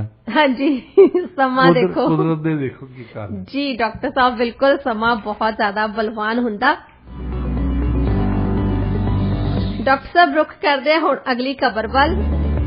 European union foreign policy chief ਨੇ ਕਿਹਾ, ਇਨਫੈਕਟ ਐਕਚੁਅਲੀ ਉਹਨਾਂ ਨੇ ਸ਼ਿਕਾਇਤ ਕੀਤੀ ਆ ਵੈਸਟਰਨ ਮੀਡੀਆ ਤੇ, ਥੋੜਾ ਜਿਹਾ ਗੁੱਸੇ ਨੇ ਉਹ, ਥੋੜਾ ਨਹੀਂ ਐਕਚੁਅਲੀ ਜ਼ਿਆਦਾ ਹੀ ਗੁੱਸੇ ਆ। ਉਹ ਕਹਿੰਦੇ ਕਿ ਜਿਹੜੇ ਰਸ਼ੀਆ ਦੇ ਟਾਪ ਡਿਪਲੋਮੈਟ ਸਰਗੇਈ ਲਾਵਰੋਵ ਆ, ਉਹਨੂੰ ਤਾਂ ਵੈਸਟਰਨ ਮੀਡੀਆ ਬਹੁਤ ਜ਼ਿਆਦਾ ਤਵੱਜੋ ਦਿੰਦਾ। ਉਹ ਤਾਂ ਕੋਈ ਛੋਟਾ ਜਿਹਾ ਵੀ ਕੁਝ ਬੋਲ ਦੇਵੇ, ਕੋਈ ਸਟੇਟਮੈਂਟ ਦੇ ਦੇਵੇ, ਉਹਨੂੰ ਤਾਂ ਹਰ ਇੱਕ ਕਵਰ ਕਰਦਾ। ਤੇ ਮੈਂ ਬਹੁਤ ਕੰਮ ਕਰਦਾ, ਮੈਨੂੰ ਉਨੀ ਇੰਪੋਰਟੈਂਸ ਨਹੀਂ ਦਿੱਤੀ ਜਾਂਦੀ, ਮੈਨੂੰ ਵੈਸਟਰਨ ਮੀਡੀਆ ਵੱਲੋਂ ਇਗਨੋਰ ਕੀਤਾ ਜਾਂਦਾ। ਕੀ ਕਹਿਣਾ ਚਾਹੋਗੇ? ਦੇਖੋ, ਜਿਹੜੀ ਵੱਡੀ ਤਾਕਤ ਹੁੰਦੀ ਆ ਉਹਨੂੰ ਉਹ ਤੇ ਫੋਕਸ ਕੀਤਾ ਜਾਂਦਾ। ਹੁਣ G7 ਦੀ ਮੀਟਿੰਗ ਹੁੰਦੀ ਹੈ, ਹੁਣ ਟਰੂਡੋ ਸਾਹਿਬ ਰੌਲਾ ਪਾਉਣ ਕਿ ਸਾਨੂੰ ਕੋਈ ਪੁੱਛਦਾ ਹੀ ਨਹੀਂ ਉੱਥੇ, ਜੋ ਬਾਈਡਨ ਦੇ ਮਗਰ ਤੁਰੇ ਫਿਰਦੇ ਆ। ਹਾਂਜੀ, ਜੋ ਬਾਈਡਨ ਇੱਕ ਮੇਜਰ ਪਾਵਰ ਦਾ ਲੀਡਰ ਹੈ ਜੀ, ਬਾਕੀ ਪੱਤਰਕਾਰਾਂ ਨੇ ਉਹਨਾਂ ਨੂੰ ਹੀ ਸਵਾਲ ਪੁੱਛਣੇ ਜੀ ਜੀ। ਸੋ ਰਸ਼ੀਆ ਜਿਹੜੀ ਇੱਕ ਬੜੀ ਵੱਡੀ ਪਾਵਰ ਹੈ ਤੇ ਜਿਹੜੇ ਰਿਪੋਰਟਰਸ ਆ ਉਹਨਾਂ ਨੂੰ ਪਤਾ ਆ ਵੀ ਜੇ ਕੁਛ ਇਹ ਕਹਿੰਦੇ ਆ, ਕੀ ਕਹਿੰਦੇ ਆ ਇਸ ਵੇਲੇ ਲੜਾਈ ਬਾਰੇ, ਕੀ ਕਹਿੰਦੇ ਆ, ਕਿਉਂਕਿ ਜਿਹੜੇ ਰਿਪੋਰਟਰ ਵੀ ਆ ਉਹ ਵੀ ਤਾਂ ਯੂਰਪੀਅਨ ਯੂਨੀਅਨ ਦੇ ਕੰਟਰੀਜ਼ ਦੇ ਵਿੱਚ ਹੀ ਰਹਿੰਦੇ ਆ। ਜੇ ਉਹਨਾਂ ਨੇ ਉਹਨਾਂ ਦੀ ਗੈਸ ਬੰਦ ਕੀਤੀ ਤੇ ਰਿਪੋਰਟਰਾਂ ਦੀ ਵੀ ਗੈਸ ਬੰਦ ਹੋਣੀ ਹੈ ਨਾਲ ਹੀ ਹੋਊਗੀ। ਹਾਂਜੀ, ਸੋ ਇਸ ਕਰਕੇ ਉਹਨਾਂ ਨੂੰ ਪਤਾ ਵੀ ਯੂਰਪੀਅਨ ਯੂਨੀਅਨ ਦਾ ਜਿਹੜਾ ਵੀ ਲੀਡਰ ਆ ਉਹ ਕਹਿੰਦਾ ਕੁਝ ਹੋ ਰਿਹਾ, ਇਹਨਾਂ ਦੇ ਕੰਟਰੀਜ਼ ਕਰਦੇ ਕੁਝ ਹੋ ਰਿਹਾ। ਹਾਂਜੀ, ਕਹਿੰਦੇ ਅਸੀਂ ਸੈਂਕਸ਼ਨ ਲਾ ਦੇਣੇ ਆ, ਫਲਾਨਾ ਲਾ ਦੇਣਾ, ਤਾਂ ਲਾਉਂਦੇ ਹੈ ਨਹੀਂ। ਹਾਂਜੀ, ਜੇ ਉਹ ਰਸ਼ੀਆ ਵਾਲੇ ਲਾਉਂਦੇ ਐਕਚੁਅਲੀ ਤੁਹਾਡੇ ਤੇ ਸੈਂਕਸ਼ਨ, ਤਾਂ ਫਿਰ ਤੁਸੀਂ ਰੌਲਾ ਪਾਉਣੇ। ਸੋ ਰਸ਼ੀਅਨ ਫੋਰਨ ਮਿਨਿਸਟਰ ਜੇ ਕੋਈ ਗੱਲ ਕਰਦਾ ਹੈ ਉਹ ਵਾਕਿਆ ਹੀ ਉਹ ਨਿਊਜ਼ ਹੈ ਜੀ। ਜੇ ਜਿੱਦਾਂ ਮੈਂ ਅੱਗੇ ਵੀ ਗੱਲ ਸੁਣਾਈ ਸੀ, ਲੋਮਾਂਡ ਅਖਬਾਰ ਦਾ ਪੱਤਰਕਾਰ ਕਹਿੰਦਾ ਹੁੰਦਾ ਸੀ, ਉਹ ਕਹਿੰਦਾ ਕਿ ਮੈਨੂੰ ਭੇਜਿਆ ਆਈਸਲੈਂਡ ਦੇ ਪ੍ਰੈਜ਼ੀਡੈਂਟ ਨੂੰ ਕਵਰ ਕਰਨ, ਕਹਿੰਦਾ ਮੈਂ ਕੋਈ ਖਬਰ ਨਹੀਂ ਭੇਜੀ। ਫਿਰ ਉਹਨੂੰ ਪੁੱਛਦੇ ਆ ਵੀ ਤੂੰ ਖਬਰ ਨਹੀਂ ਭੇਜੀ, ਉਹਦੀ ਆਈਸਲੈਂਡ ਦਾ ਪ੍ਰੈਜ਼ੀਡੈਂਟ ਆਇਆ ਸੀ ਇੱਥੇ ਪੈਰਿਸ ਦੇ ਵਿੱਚ, ਉਹ ਕਹਿੰਦਾ ਉਹਨੇ ਕੁਝ ਕਿਹਾ ਹੀ ਨਹੀਂ। ਮਤਲਬ ਕੋਈ ਨਿਊਜ਼ ਵਰਦੀ ਵੀ ਤਾਂ ਹੋਵੇ ਨਾ ਗੱਲ, ਕਵੇ ਜੀ ਜਿੱਦਾਂ ਵੀ ਖੱਬੇ ਸੱਜੇ ਛੱਡੇ, ਅਸੀਂ ਆਹ ਕਰ ਦਿਆਂਗੇ, ਅਸੀਂ ਉਹ ਕਰ ਦਿਆਂਗੇ, ਚਲੋ ਭਾਵੇਂ ਬੰਬ ਧਮਾਕੇ ਹੋਣ ਉਦਾਂ ਹੀ ਖਬਰਾਂ, ਪਰ ਕਹੇ ਤਾਂ ਸਹੀ ਕੁਛ। ਹਾਂਜੀ, ਕੁਛ ਸਟੇਟਮੈਂਟ ਤਾਂ ਦੇਣੀ ਪੈਣੀ ਆ ਨਾ। ਸਟੇਟਮੈਂਟ ਜਿਹੜੀ ਦੇਣੀ ਉਹ ਲਿਖਤੀ ਤੌਰ ਤੇ 36 ਜਿਹੜੀ ਪੜ੍ਹੀ ਹੋਣੀ ਪਹਿਲਾਂ ਕਿਸੇ ਨੇ, ਤੇ ਉਹ ਚ ਸੇਫ ਤੌਰ ਤੇ ਵੀ ਮੈਂ ਕੋਈ ਗਲਤ ਨਾ ਬੋਲ ਦਵਾਂ, ਤੇ ਉਹ ਨਿਊਜ਼ ਵਰਦੀ ਹੈ ਹੀ ਨਹੀਂ। ਨਿਊਜ਼ ਉਹ ਚ ਕਿੱਦਾਂ ਦੇਵੇ ਉਹ? ਹਾਂਜੀ, ਤੇ ਜਿਹੜਾ ਯੂਰਪੀਅਨ ਯੂਨੀਅਨ ਦਾ ਲੀਡਰ ਆ ਉਹ ਵੀ ਇਸੇ ਤਰ੍ਹਾਂ ਦਾ, ਜਿਹੜੇ ਰਸ਼ੀਆ ਦਾ ਫੋਰਨ ਮਿਨਿਸਟਰ ਆ ਉਹ ਕੋਈ ਨਾ ਕੋਈ ਧਮਕੀ ਦਿੰਦਾ ਯੂਕਰੇਨ ਨੂੰ, ਉਹਦਾ ਮਤਲਬ ਹੁੰਦਾ ਕੁਛ ਜੀ। ਜੇ ਉਹ ਧਮਕੀ ਦਿੰਦੇ ਆ ਤਾਂ ਉਹ ਕੁਛ ਕਰਨਗੇ। ਸੋ ਉਹਦੀ ਤਾਂ ਖਬਰ ਲਾਉਣ ਵਾਲੀ ਹੈ, ਤੇ ਯੂਰਪੀਅਨ ਯੂਨੀਅਨ ਦੇ ਲੀਡਰ ਦੀ ਕਿਹੜੀ ਖਬਰ ਹੈ? ਹਾਂਜੀ, ਉਹ ਐਵੇਂ ਗੁੱਸੇ ਹੋਈ ਜਾਂਦੇ ਆ ਕਿ ਮੈਨੂੰ ਬਿਲਕੁਲ ਕਵਰ ਨਹੀਂ ਕੀਤਾ ਜਾਂਦਾ। ਇਹ ਤਾਂ ਹੈਗਾ ਨਾ, ਕਈ ਲੀਡਰ ਸੋਚਦੇ ਹੋਣੇ ਆ ਵੀ ਸਾਨੂੰ ਨਹੀਂ ਕੋਈ ਕਵਰ ਕਰਦਾ। ਡਾਕਟਰ ਸਾਹਿਬ, ਤੁਹਾਨੂੰ ਯਾਦ ਆ ਬਾਈਡਨ ਸਾਹਿਬ ਵੀ ਗੁੱਸੇ ਹੋ ਗਏ ਸੀ ਰਿਪੋਰਟਰਸ ਤੇ ਕਿ ਉਹਨਾਂ ਦੀ ਨੈਗੇਟਿਵ ਖਬਰਾਂ ਲਾਉਂਦੇ ਆ, ਪੋਜ਼ਿਟਿਵ ਨਹੀਂ ਲਾਉਂਦੇ। ਚਲੋ ਇਦਾਂ ਤਾਂ ਨਹੀਂ ਗੱਲ ਵੀ ਉਹਨਾਂ ਦੀ ਨਹੀਂ ਲਾਉਂਦੇ ਤਾਂ ਹੈ ਨਾ। ਹਾਂਜੀ, ਚਲੋ ਨੈਗੇਟਿਵ ਲਾਉਣੇ, ਪੋਜ਼ਿਟਿਵ ਲਾਉਣ। ਹੁਣ ਜਿਹੜੀ ਪੋਜ਼ਿਟਿਵ ਖਬਰ ਕਿੱਦਾਂ ਲਾ ਸਕਦੇ ਤੁਸੀਂ? ਮੀਡੀਆ ਤਾਂ ਹੀ ਚੱਲਦਾ ਜੇ ਤੁਸੀਂ ਕਿਸੇ ਦੀ ਆਲੋਚਨਾ ਕਰਦੇ ਆ। ਹਾਂਜੀ, ਜੇ ਤੁਸੀਂ ਕਿਸੇ ਦੀਆਂ ਸਿਫਤਾਂ ਦੇ ਢੋਲ ਹੀ ਗਾਈ ਜਾਂਦੇ ਆ, ਫਿਰ ਤਾਂ ਤੁਸੀਂ ਮਰਾਸੀਆਂ ਵਾਲੇ ਉਹਨਾਂ ਦੇ ਗਰੁੱਪ ਨਾਲ ਜਾ ਰਲੋ। ਉਹ ਕਹਿੰਦੇ ਹੁੰਦੇ ਜੀ ਭਾਗ ਲੱਗੇ ਰਹਿਣ, ਬਸਦੇ ਰਹਿਣ, ਵੱਡੇ ਵੱਡੇ ਸਰਦਾਰ ਰਹਿਣ ਜੀ, ਤੇ ਉਹ ਮੀਡੀਆ ਫਿਰ ਮਰਾਸੀ ਹੋ ਗਿਆ ਜੀ ਡਾਕਟਰ ਸਾਹਿਬ। ਤੇ ਉਹ ਮਰਾਸੀ ਮੀਡੀਆ ਨੂੰ ਕੋਈ ਪੜ੍ਹਦਾ ਨਹੀਂ, ਕੋਈ ਸੁਣਦਾ ਨਹੀਂ। ਫਿਰ ਜੀ ਮੀਡੀਆ ਨੂੰ ਤਾਂ ਸਵਾਲ ਉਠਾਉਣੇ ਚਾਹੀਦੇ, ਆਪਣਾ ਜਿਹੜਾ ਰੋਲ ਆ ਪੂਰਾ ਵਧੀਆ ਨਿਊਟਰਲ ਤਰੀਕੇ ਦੇ ਨਾਲ ਅਦਾ ਕਰਨਾ ਚਾਹੀਦਾ। ਤੁਸੀਂ ਬਿਲਕੁਲ ਸਹੀ ਕਿਹਾ। ਮੀਡੀਆ ਦਾ ਮਤਲਬ ਇਹ ਨਹੀਂ ਵੀ ਉਹਨਾਂ ਦੀ ਨਿਖੇਧੀ ਕਰਦੇ ਆ ਜੀ, ਉਹਨਾਂ ਦੀ ਆਲੋਚਨਾ ਕਰਦੇ ਆ ਤਾਂ ਕਿ ਉਹ ਵਧੀਆ ਕੰਮ ਕਰ ਸਕਣ। ਹਾਂਜੀ, ਇਹਦਾ ਮਤਲਬ ਇਹ ਨਹੀਂ ਵੀ ਹਮੇਸ਼ਾ ਹੀ ਉਹ ਨੈਗੇਟਿਵ ਗੱਲ ਕਰਦੇ ਆ ਜੋ ਬਾਈਡਨ ਦੀ। ਉਹ ਇਹ ਦੇਖਦੇ ਕਿ ਇਹਨਾਂ ਨੇ ਕਿਹਾ ਕੀ ਆ ਤੇ ਕੀਤਾ ਕੀ ਆ। ਦੇਖੋ ਡਾਕਟਰ ਸਾਹਿਬ, ਜਿਹੜੀ ਚੀਜ਼ ਸਾਹਮਣੇ ਹੋਊਗੀ ਉਹਨਾਂ ਨੇ ਉਹ ਕਵਰ ਕਰਨੀ ਹੈ। ਕੋਈ ਵੀ ਖਬਰ ਦੇ ਉੱਪਰ ਉਹ ਗੱਲਬਾਤ ਕਰਦੇ ਹੈਗੇ ਆ। ਹੁਣ ਇਹ ਡਿਪੈਂਡ ਕਰਦਾ, ਜਿਵੇਂ ਹੁਣ ਬਾਈਡਨ ਸਾਹਿਬ ਦੀ ਆਪਾਂ ਦੇਖਦੇ ਆ, ਜੇ ਕੋਈ ਵੀ ਖਬਰ ਦਿੰਦੇ ਆ, ਕੋਈ ਵੀ ਸਟੇਟਮੈਂਟ ਦਿੰਦੇ ਆ, ਉਹ ਆਪਣੇ ਕੋਲੋਂ ਤਾਂ ਬਣਾਉਂਦੇ ਨਹੀਂ ਹੈਗੇ। ਹੁਣ ਜਿਹੋ ਜੀ ਸਾਹਮਣੇ ਆਉਂਦੀ ਹੈ ਖਬਰ ਉਹਨਾਂ ਨੇ ਉਸ ਤਰੀਕੇ ਦੇ ਨਾਲ ਉਹਨੂੰ ਪੇਸ਼ ਕਰਨਾ ਤੇ ਫਿਰ ਹੁਣ ਜੇ ਬਾਈਡਨ ਸਾਹਿਬ ਨੂੰ ਨੈਗੇਟਿਵ ਲੱਗੇ ਤਾਂ ਫਿਰ ਇਹ ਉਹਨਾਂ ਦਾ ਆਪਣਾ ਹੈਗਾ ਨਜ਼ਰੀਆ ਕਿਉਂਕਿ ਕੋਈ ਬੰਦਾ ਇਹ ਨਹੀਂ ਮੰਨਦਾ ਵੀ ਉਹਨੇ ਕੋਈ ਨੈਗੇਟਿਵ ਚੀਜ਼ ਕੋਈ ਨੈਗੇਟਿਵ ਖਬਰ ਦਿੱਤੀ ਹੈ ਜਾਂ ਕੋਈ ਗਲਤ ਬਿਆਨ ਦਿੱਤਾ ਕਿ ਮੰਨਣ ਨੂੰ ਵੈਸੇ ਤਿਆਰ ਨਹੀਂ ਹੁੰਦਾ। ਦੇਖੋ ਜਦੋਂ ਵੀ ਬਾਈਡਨ ਸਾਹਿਬ ਬੋਲਦੇ ਆ ਤਾਂ ਉੱਥੇ ਕੈਮਰੇ ਤਾਂ ਹੁੰਦੇ ਨਾ। ਹਾਂਜੀ। ਹੁਣ ਜੇ ਉਹਨਾਂ ਨੇ ਕਿਸੇ ਚੀਜ਼ ਨੂੰ ਗਲਤ ਬੋਲਿਆ ਤਾਂ ਕੈਮਰੇ ਨੇ ਕੈਪਚਰ ਕਰ ਲੈਣਾ ਜੀ। ਜੇ ਜਦੋਂ ਕੈਮਰੇ ਨਹੀਂ ਸੀ ਹੁੰਦੇ ਉਦੋਂ ਤੁਸੀਂ ਰਿਪੋਰਟਰਸ ਨੂੰ ਕਹਿ ਸਕਦੇ ਸੀ ਕਿ ਆਹ ਖਬਰ ਲਾ ਦੇ ਆਹ ਨਾ ਲਾ ਦੇ ਜੀ। ਹੁਣ ਜੇ ਕੈਮਰੇ ਮੂਹਰੇ ਖੜੇ ਆ ਇੱਕ ਤੁਸੀਂ ਕੰਪੀਟੀਸ਼ਨ ਵੀ ਚੱਲਦਾ ਨਾ ਜੇ NBC ਵਾਲਾ ਨਹੀਂ ਲਾਊਗਾ ਤਾਂ ABC ਵਾਲਾ ਲਾ ਦੂਗਾ। ਹਾਂਜੀ। CNN ਵਾਲਾ ਨਾ ਲਾਊਗਾ ਤਾਂ ਫੌਕਸ ਨੈਟਵਰਕ ਲਾ ਦੇਣਗੇ। ਹਾਂਜੀ। ਉਹ ਇਸ ਗੱਲ ਤੋਂ ਡਰਦੇ ਵੀ ਲਾਉਂਦੇ ਹਨ ਜੀ ਪਰ ਖਬਰ ਜ਼ਰੂਰ ਲਾਉਂਦੇ ਆ ਬਾਈਡਨ ਸਾਹਿਬ ਦੀ। ਡਾਕਟਰ ਸਾਹਿਬ ਰੁਕ ਕਰਦੇ ਆ ਜੀ ਅਗਲੀ ਖਬਰ ਵੱਲ। ਯੂਕਰੇਨ ਦੇ ਫੋਰਨ ਜਿਹੜੇ ਮਿਨਿਸਟਰ ਆ ਉਹਨਾਂ ਨੇ ਬੈਲਜੀਅਮ ਦੇ ਫੋਰਨ ਮਿਨਿਸਟਰ ਨੂੰ ਯੂਕਰੇਨ ਆਉਣ ਤੋਂ ਮਨਾ ਕਰ ਦਿੱਤਾ। ਡਾਕਟਰ ਸਾਹਿਬ ਕਾਰਨ ਕੀ ਦਿੰਦੇ ਆ ਕਹਿੰਦੇ 2021 ਦੇ ਵਿੱਚ ਬੈਲਜੀਅਮ ਫੋਰਨ ਮਿਨਿਸਟਰ ਨੇ ਕੀਵ ਦੀ ਅਪਰੂਵਲ ਤੋਂ ਬਿਨਾਂ ਹੀ ਉੱਥੇ ਦੌਰਾ ਕੀਤਾ ਸੀ ਤੇ ਹੁਣ ਉਹਨਾਂ ਨੇ ਮਨਾ ਕਰਤਾ। ਕੀ ਕਹਿਣਾ ਚਾਹੋਗੇ? ਦੇਖੋ ਇਹ ਹਰੇਕ ਨਾ ਤੁਸੀਂ ਰਸ਼ੀਆ ਦੇ ਨਾਲ ਤਾਂ ਲੜ ਹੀ ਰਹੇ ਆ ਤੁਸੀਂ ਉਹਨਾਂ ਨਾਲ ਲੜ ਜਿਹੜੇ ਰਸ਼ੀਆ ਦਾ ਸਾਈਡ ਲੈਂਦੇ ਆ ਜਿਹੜੇ ਤੁਹਾਡੇ ਹੱਕ ਦੇ ਵਿੱਚ ਬੋਲਦੇ ਆ ਇੰਨੀ ਡਿਪਲੋਮੇਸੀ ਤਾਂ ਰੱਖੋ ਨਾ। ਪਹਿਲਾਂ ਅੱਗੇ ਇਹਨਾਂ ਨੇ ਜਰਮਨੀ ਵਾਲਿਆਂ ਨੂੰ ਨਾ ਕੀਤੀ। ਹਾਂਜੀ। ਜਰਮਨੀ ਦੇ ਪ੍ਰੈਜ਼ੀਡੈਂਟ ਨੂੰ ਜਾਣ ਨਹੀਂ ਦਿੱਤਾ ਜੀ। ਹੁਣ ਹਰੇਕ ਬੰਦੇ ਨੂੰ ਪਤਾ ਆ ਤੁਸੀਂ ਫੁੱਫੜ ਨੂੰ ਸੱਦੋਗੇ ਵਿਆਹ ਦੇ ਤਾਂ ਪੰਗਾ ਪੈਣਾ ਹੀ ਪੈਣਾ। ਹਾਂਜੀ। ਪਰ ਸਾਦੇ ਜ਼ਰੂਰ ਆ ਅਸੀਂ। ਡਾਕਟਰ ਸਾਹਿਬ ਸੱਦੇ ਤੋਂ ਬਿਨਾਂ ਗੁਜ਼ਾਰਾ ਨਹੀਂ ਨਾ ਫਿਰ। ਡਿਪਲੋਮੇਸੀ ਤਾਂ ਇਹ ਹੀ ਆ ਵੀ ਫੁੱਫੜ ਨੂੰ ਨਾ ਸੱਦਿਆ ਵੀ ਮਾੜਾ ਸੱਦਿਆ ਵੀ ਮਾੜਾ ਜੀ। ਬਿਲਕੁਲ। ਇਹਦੇ ਵਿੱਚ ਡਿਪਲੋਮੇਸੀ ਹੈ ਇਹਨਾਂ ਦੀ। ਬੈਲਜੀਅਮ ਦੀ ਫੋਰਨ ਮਿਨਿਸਟਰ ਜਿਹੜੀ ਸੀ ਪਿਛਲੇ ਸਾਲ ਉਹ ਕ੍ਰਾਈਮੀਆ ਵਿੱਚ ਆਈ ਸੀ। ਕ੍ਰਾਈਮੀਆ ਜਿਹੜਾ ਕਿ ਅਜੇ ਵੀ ਡਿਸਪਿਊਟਡ ਟੈਰੀਟਰੀ ਮੰਨਦੇ ਯੂਕਰੇਨ ਵਾਲੇ। ਯੂਕਰੇਨ ਵਾਲੇ ਪਤਾ ਨਹੀਂ ਕਿਉਂ ਮੰਨਦੇ ਆ ਕਿ ਰਸ਼ੀਆ ਦਾ ਹਿੱਸਾ ਹੁੰਦਾ ਸੀ ਹਮੇਸ਼ਾ ਫॉर ਸੈਂਚਰੀਜ਼ ਮਤਲਬ ਕਈ ਸਦੀਆਂ ਉਹ ਰਸ਼ੀਆ ਦਾ ਹਿੱਸਾ ਰਿਹਾ।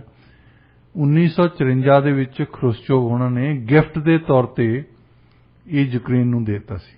ਗਿਫਟ ਦੇਖੋ ਕਿੱਦਾਂ ਦੇ ਰਿਹਾ ਸੀ ਉਹ। ਅਸੀਂ ਗਿਫਟ ਦਿੰਦੇ ਭਾਂਡੇ ਦਿੰਦੇ ਆ। ਹਾਂਜੀ। ਪੈਨ ਦੇ ਦਿੱਤਾ ਕਿਸੇ ਨੂੰ ਇਹਨਾਂ ਨੇ ਚੱਕ ਕੇ ਪੈਨਿਸਲਾ ਫੜਾਤਾ ਉਹਨਾਂ ਨੂੰ। ਹਾਂਜੀ। ਤੇ ਹੁਣ UN ਦੀ ਡੈਫੀਨੇਸ਼ਨ ਇਹ ਹੀ ਆ ਵੀ ਜੇ ਲੋਕ ਰਾਏ ਬਣ ਜਾਂਦੀ ਆ ਉੱਥੇ ਦੇ ਲੋਕ ਰਹਿਣ ਵਾਲੇ ਇੱਕ ਟੈਰੀਟਰੀ ਦੇ ਇੱਕ ਉਹਨਾਂ ਦੀ ਸਰਕਾਰ ਹੈ ਉਹਨਾਂ ਦੇ ਕੋਲ ਸੋਵਰਨਟੀ ਆ ਔਰ ਉਹ ਲੋਕ ਰਾਏ ਆਪਣਾ ਰੈਫਰੈਂਡਮ ਕਰਵਾ ਲੈਂਦੇ ਆ ਤੇ ਉਹ ਜੁਦਾ ਹੋਣਾ ਚਾਹੁੰਦੇ ਉਹ ਹੋ ਸਕਦੇ। ਉਹਨਾਂ ਲੋਕਾਂ ਨੇ ਕ੍ਰਾਈਮੀਆ ਨੇ ਇਹੀ ਕੁਝ ਕੀਤਾ ਜਿਹੜੀ UN ਰੈਕਗਨਾਈਜ਼ ਕਰਦੀ ਹੈ। ਵੈਸੇ ਉਹਨਾਂ ਨੇ ਆਪਣਾ ਰੈਫਰੈਂਡਮ ਕਰਾਇਆ ਕਿ ਅਸੀਂ ਮੁੜ ਕੇ ਰਸ਼ੀਆ ਦੇ ਨਾਲ ਜੁੜਨਾ ਤਾਂ ਉਹ ਰਸ਼ੀਆ ਵਾਲਿਆਂ ਨੇ ਉਹਨਾਂ ਨੂੰ ਹਾਂ ਕਰਤੀ। ਹਾਂ ਮਤਲਬ ਕਰਤੀ ਉਹਨਾਂ ਨੇ ਪਹਿਲਾਂ ਹੀ ਉਹਨਾਂ ਦੇ ਹੱਕ ਦੇ ਵਿੱਚ ਸੀ। ਯੂਕਰੇਨ ਵਾਲਿਆਂ ਦੇ ਕੋਲੋਂ ਉਹ ਜਾਂਦਾ ਲੱਗਾ। ਯੂਕਰੇਨ ਵਾਲਿਆਂ ਨੇ ਤਾਂ ਆਪਣੇ ਹੁਣ ਨੇਟੋ ਬਣਨ ਤੋਂ ਪਹਿਲਾਂ ਡਨਬਾਸ ਰੀਜਨ ਇਹਨਾਂ ਦਾ ਹੁੰਦਾ ਸੀ। ਹਾਂਜੀ। ਤੇ ਹੁਣ ਆਪਣੇ ਬੰਦਿਆਂ ਨੂੰ ਵੈਸੇ ਪਰਸੋਂ ਜ਼ੈਲੈਂਸਕੀ ਨੇ ਇਹ ਕਿਹਾ ਸੀ ਯੂਕਰੇਨੀਅਨ ਬੰਦੇ ਜਿਹੜੇ ਉੱਥੇ ਰਹਿੰਦੇ ਆ ਉਹ ਨਿਕਲ ਜਾਣ। ਹੁਣ ਇਹਨਾਂ ਨੂੰ ਪਤਾ ਹੀ ਲੱਗ ਚੁੱਕਾ ਵੀ ਉਹ ਜਿਹੜੇ ਰੀਜਨ ਆ ਉਹ ਨਹੀਂ ਇਹਨਾਂ ਦੇ ਹੱਥ 'ਚ ਆਉਣੇ। ਹਾਂਜੀ। ਉਹ ਅੱਗੇ ਤਾਂ ਕ੍ਰਾਈਮੀਆ ਦਾ ਰੌਲਾ ਪਾਉਂਦੇ ਸੀ ਹੁਣ ਹੋਰ ਦਾ ਵੀ ਰੌਲਾ ਪਾਉਣ ਲੱਗ ਪਏ। ਹਾਂਜੀ। ਸੋ ਡਾਕਟਰ ਸਾਹਿਬ ਸਭ ਦੇ ਜ਼ੈਲੈਂਸਕੀ ਸਾਹਿਬ ਤਾਂ ਸਾਰਿਆਂ ਦੇ ਨਾਲ ਵੈਸੇ ਵਿਗਾੜ ਹੀ ਰਹੇ ਆ। ਇਹ ਤਾਂ ਕੋਈ ਡਿਪਲੋਮੈਸੀ ਯੂਜ਼ ਨਹੀਂ ਕਰਦੇ ਕਿਸੇ ਵੀ ਚੀਜ਼ 'ਚ। ਨਹੀਂ ਹੁਣ ਵੀ ਜਦੋਂ ਗਿੱਦੜ ਦੀ ਮੌਤ ਆਈ ਹੈ ਕਹਿੰਦੇ ਨੇ ਪਿੰਡ ਨੂੰ ਨੜਦਾ। ਹਾਂਜੀ। ਤੇ ਹੁਣ ਉਹਨਾਂ ਦਾ ਇਹ ਹਾਲਾਤ ਹੋਏ ਆ ਕਿ ਹਰੇਕ ਨੂੰ ਆਸੇ-ਪਾਸੇ ਗਾਲਾਂ ਕੱਢਦੇ ਆ। ਹੈਗੇ ਤਾਂ ਫਰਸਟ੍ਰੇਸ਼ਨ ਤਾਂ ਹੈ ਬੰਦਿਆਂ ਨੂੰ ਜੀ ਕਿ ਜਿਹੜੇ ਬੰਦੇ ਕਹਿੰਦੇ ਸੀ ਕਿ ਅਸੀਂ ਤੁਹਾਡੇ ਪਿੱਛੇ ਖੜੇ ਆ ਹੁਣ ਉਹ ਸਮਾਨ ਵੀ ਖਰੀਦੀ ਜਾਂਦੇ ਆ ਤਾਂ ਪਿੱਛੋਂ ਵੀ ਨੱਠ ਗਿਆ ਉਹ। ਹਾਂਜੀ। ਪਿੱਛੇ ਖੜਾ ਬੰਦਾ ਦਿਸਦਾ ਨਹੀਂ ਹੁੰਦਾ ਤੇ ਹੁਣ ਪਿੱਛੇ ਕੋਈ ਉਹ ਨਜ਼ਰ ਨਹੀਂ ਆਉਂਦੇ। ਤੁਸੀਂ ਅੱਜ ਦਾ ਵਿਚਾਰ ਦੱਸ ਦਿਓ। ਡਾਕਟਰ ਸਾਹਿਬ ਅੱਜ ਦਾ ਵਿਚਾਰ ਹੈ ਜੀ ਸਾਡਾ ਆਪਣੇ ਮਾਤਾ ਪਿਤਾ ਨਾਲ ਕੀਤਾ ਗਿਆ ਵਰਤਾਓ ਸਾਡੀ ਲਿਖੀ ਉਹ ਕਿਤਾਬ ਹੁੰਦੀ ਆ ਜੋ ਸਾਡੀ ਔਲਾਦ ਸਾਨੂੰ ਪੜ੍ਹ ਕੇ ਸੁਣਾਉਂਦੀ ਆ। ਇਸੇ ਨੋਟ ਤੇ ਅਸੀਂ ਅੱਜ ਦਾ ਪ੍ਰੋਗਰਾਮ ਇੱਥੇ ਹੀ ਸਮਾਪਤ ਕਰਦੇ ਹਾਂ। ਪ੍ਰੋਗਰਾਮ ਤੁਹਾਨੂੰ ਕਿਹੋ ਜਿਹਾ ਲੱਗਿਆ ਸਾਨੂੰ ਦੱਸਣਾ ਜ਼ਰੂਰ। ਸਟੂਡੀਓ ਦਾ ਨੰਬਰ ਹੈ 6045929191 6045929191। ਈਮੇਲ ਹੈ ਜੀ ਸਾਡੀ info@radioindia.ca। ਡੇਲੀ ਨਿਊਜ਼ ਅਪਡੇਟ ਦੇ ਲਈ ਸਾਨੂੰ ਸਾਡੇ ਸੋਸ਼ਲ ਮੀਡੀਆ ਹੈਂਡਲਸ ਤੇ ਤੁਸੀਂ ਫੋਲੋ ਜ਼ਰੂਰ ਕਰੋ। ਫੇਸਬੁੱਕ, ਟਵਿੱਟਰ ਤੇ ਇੰਸਟਾਗ੍ਰਾਮ ਅਕਾਊਂਟ ਰੇਡੀਓ ਇੰਡੀਆ 1110 ਦੇ ਨਾਂ ਹੇਠ ਹੈ। ਸਾਡਾ YouTube ਚੈਨਲ ਵੀ ਜ਼ਰੂਰ ਸਬਸਕ੍ਰਾਈਬ ਕਰੋ ਜੋ ਰੇਡੀਓ ਇੰਡੀਆ 1110 ਦੇ ਨਾਂ ਹੇਠ ਹੈ। ਉੱਥੇ ਜਾ ਕੇ ਤੁਸੀਂ ਸਾਡੇ ਪ੍ਰੋਗਰਾਮ ਸੁਣ ਸਕਦੇ ਹੋ। ਜੇ ਤੁਹਾਨੂੰ ਸਾਡੇ ਪ੍ਰੋਗਰਾਮ ਪਸੰਦ ਆਉਂਦੇ ਤਾਂ ਲਾਈਕ ਕਰਕੇ ਸ਼ੇਅਰ ਜ਼ਰੂਰ ਕਰਿਓ ਤੇ ਜੇਕਰ ਤੁਹਾਨੂੰ ਸਾਡਾ ਕੋਈ ਪ੍ਰੋਗਰਾਮ ਪਸੰਦ ਨਹੀਂ ਵੀ ਆਉਂਦਾ ਤੁਸੀਂ ਉੱਥੇ ਕਮੈਂਟ ਸੈਕਸ਼ਨ ਦੇ ਵਿੱਚ ਜਾ ਕੇ ਕਮੈਂਟ ਲਿਖ ਕੇ ਸਾਨੂੰ ਦੱਸ ਸਕਦੇ ਹੋ। ਤੁਹਾਡੇ ਸੁਝਾਵਾਂ ਦੇ ਨਾਲ ਅਸੀਂ ਆਪਣੇ ਪ੍ਰੋਗਰਾਮਸ ਨੂੰ ਹੋਰ ਵੀ ਜ਼ਿਆਦਾ ਬਿਹਤਰ ਬਣਾ ਸਕਦੇ ਹਾਂ। ਤੇ ਜੇਕਰ ਤੁਸੀਂ ਆਪਣੇ ਬਿਜ਼ਨਸ 'ਚ ਵਾਧਾ ਕਰਨਾ ਚਾਹੁੰਦੇ ਹੋ ਤਾਂ ਐਡਵਰਟਾਈਜ਼ਮੈਂਟ ਦੇ ਲਈ ਅਸੀਂ ਸਪੈਸ਼ਲ ਪੈਕੇजेस ਲਗਾਏ ਹੋਏ ਆ। ਤੁਹਾਡੇ ਬਜਟ ਦੇ ਵਿੱਚ ਵੀ ਤੁਹਾਡੇ ਲਈ ਅਸੀਂ ਪੈਕੇਜ ਬਣਾ ਕੇ ਦਿੰਦੇ ਆ। ਇਸ ਸਬੰਧ ਵਿੱਚ ਹੋਰ ਜਾਣਕਾਰੀ ਲਈ ਤੁਸੀਂ ਸਟੂਡੀਓ ਦੇ ਨੰਬਰ ਤੇ ਕਾਲ ਕਰ ਲੈਣੀ 6045929191 ਤੇ 6045929191 ਤੇ।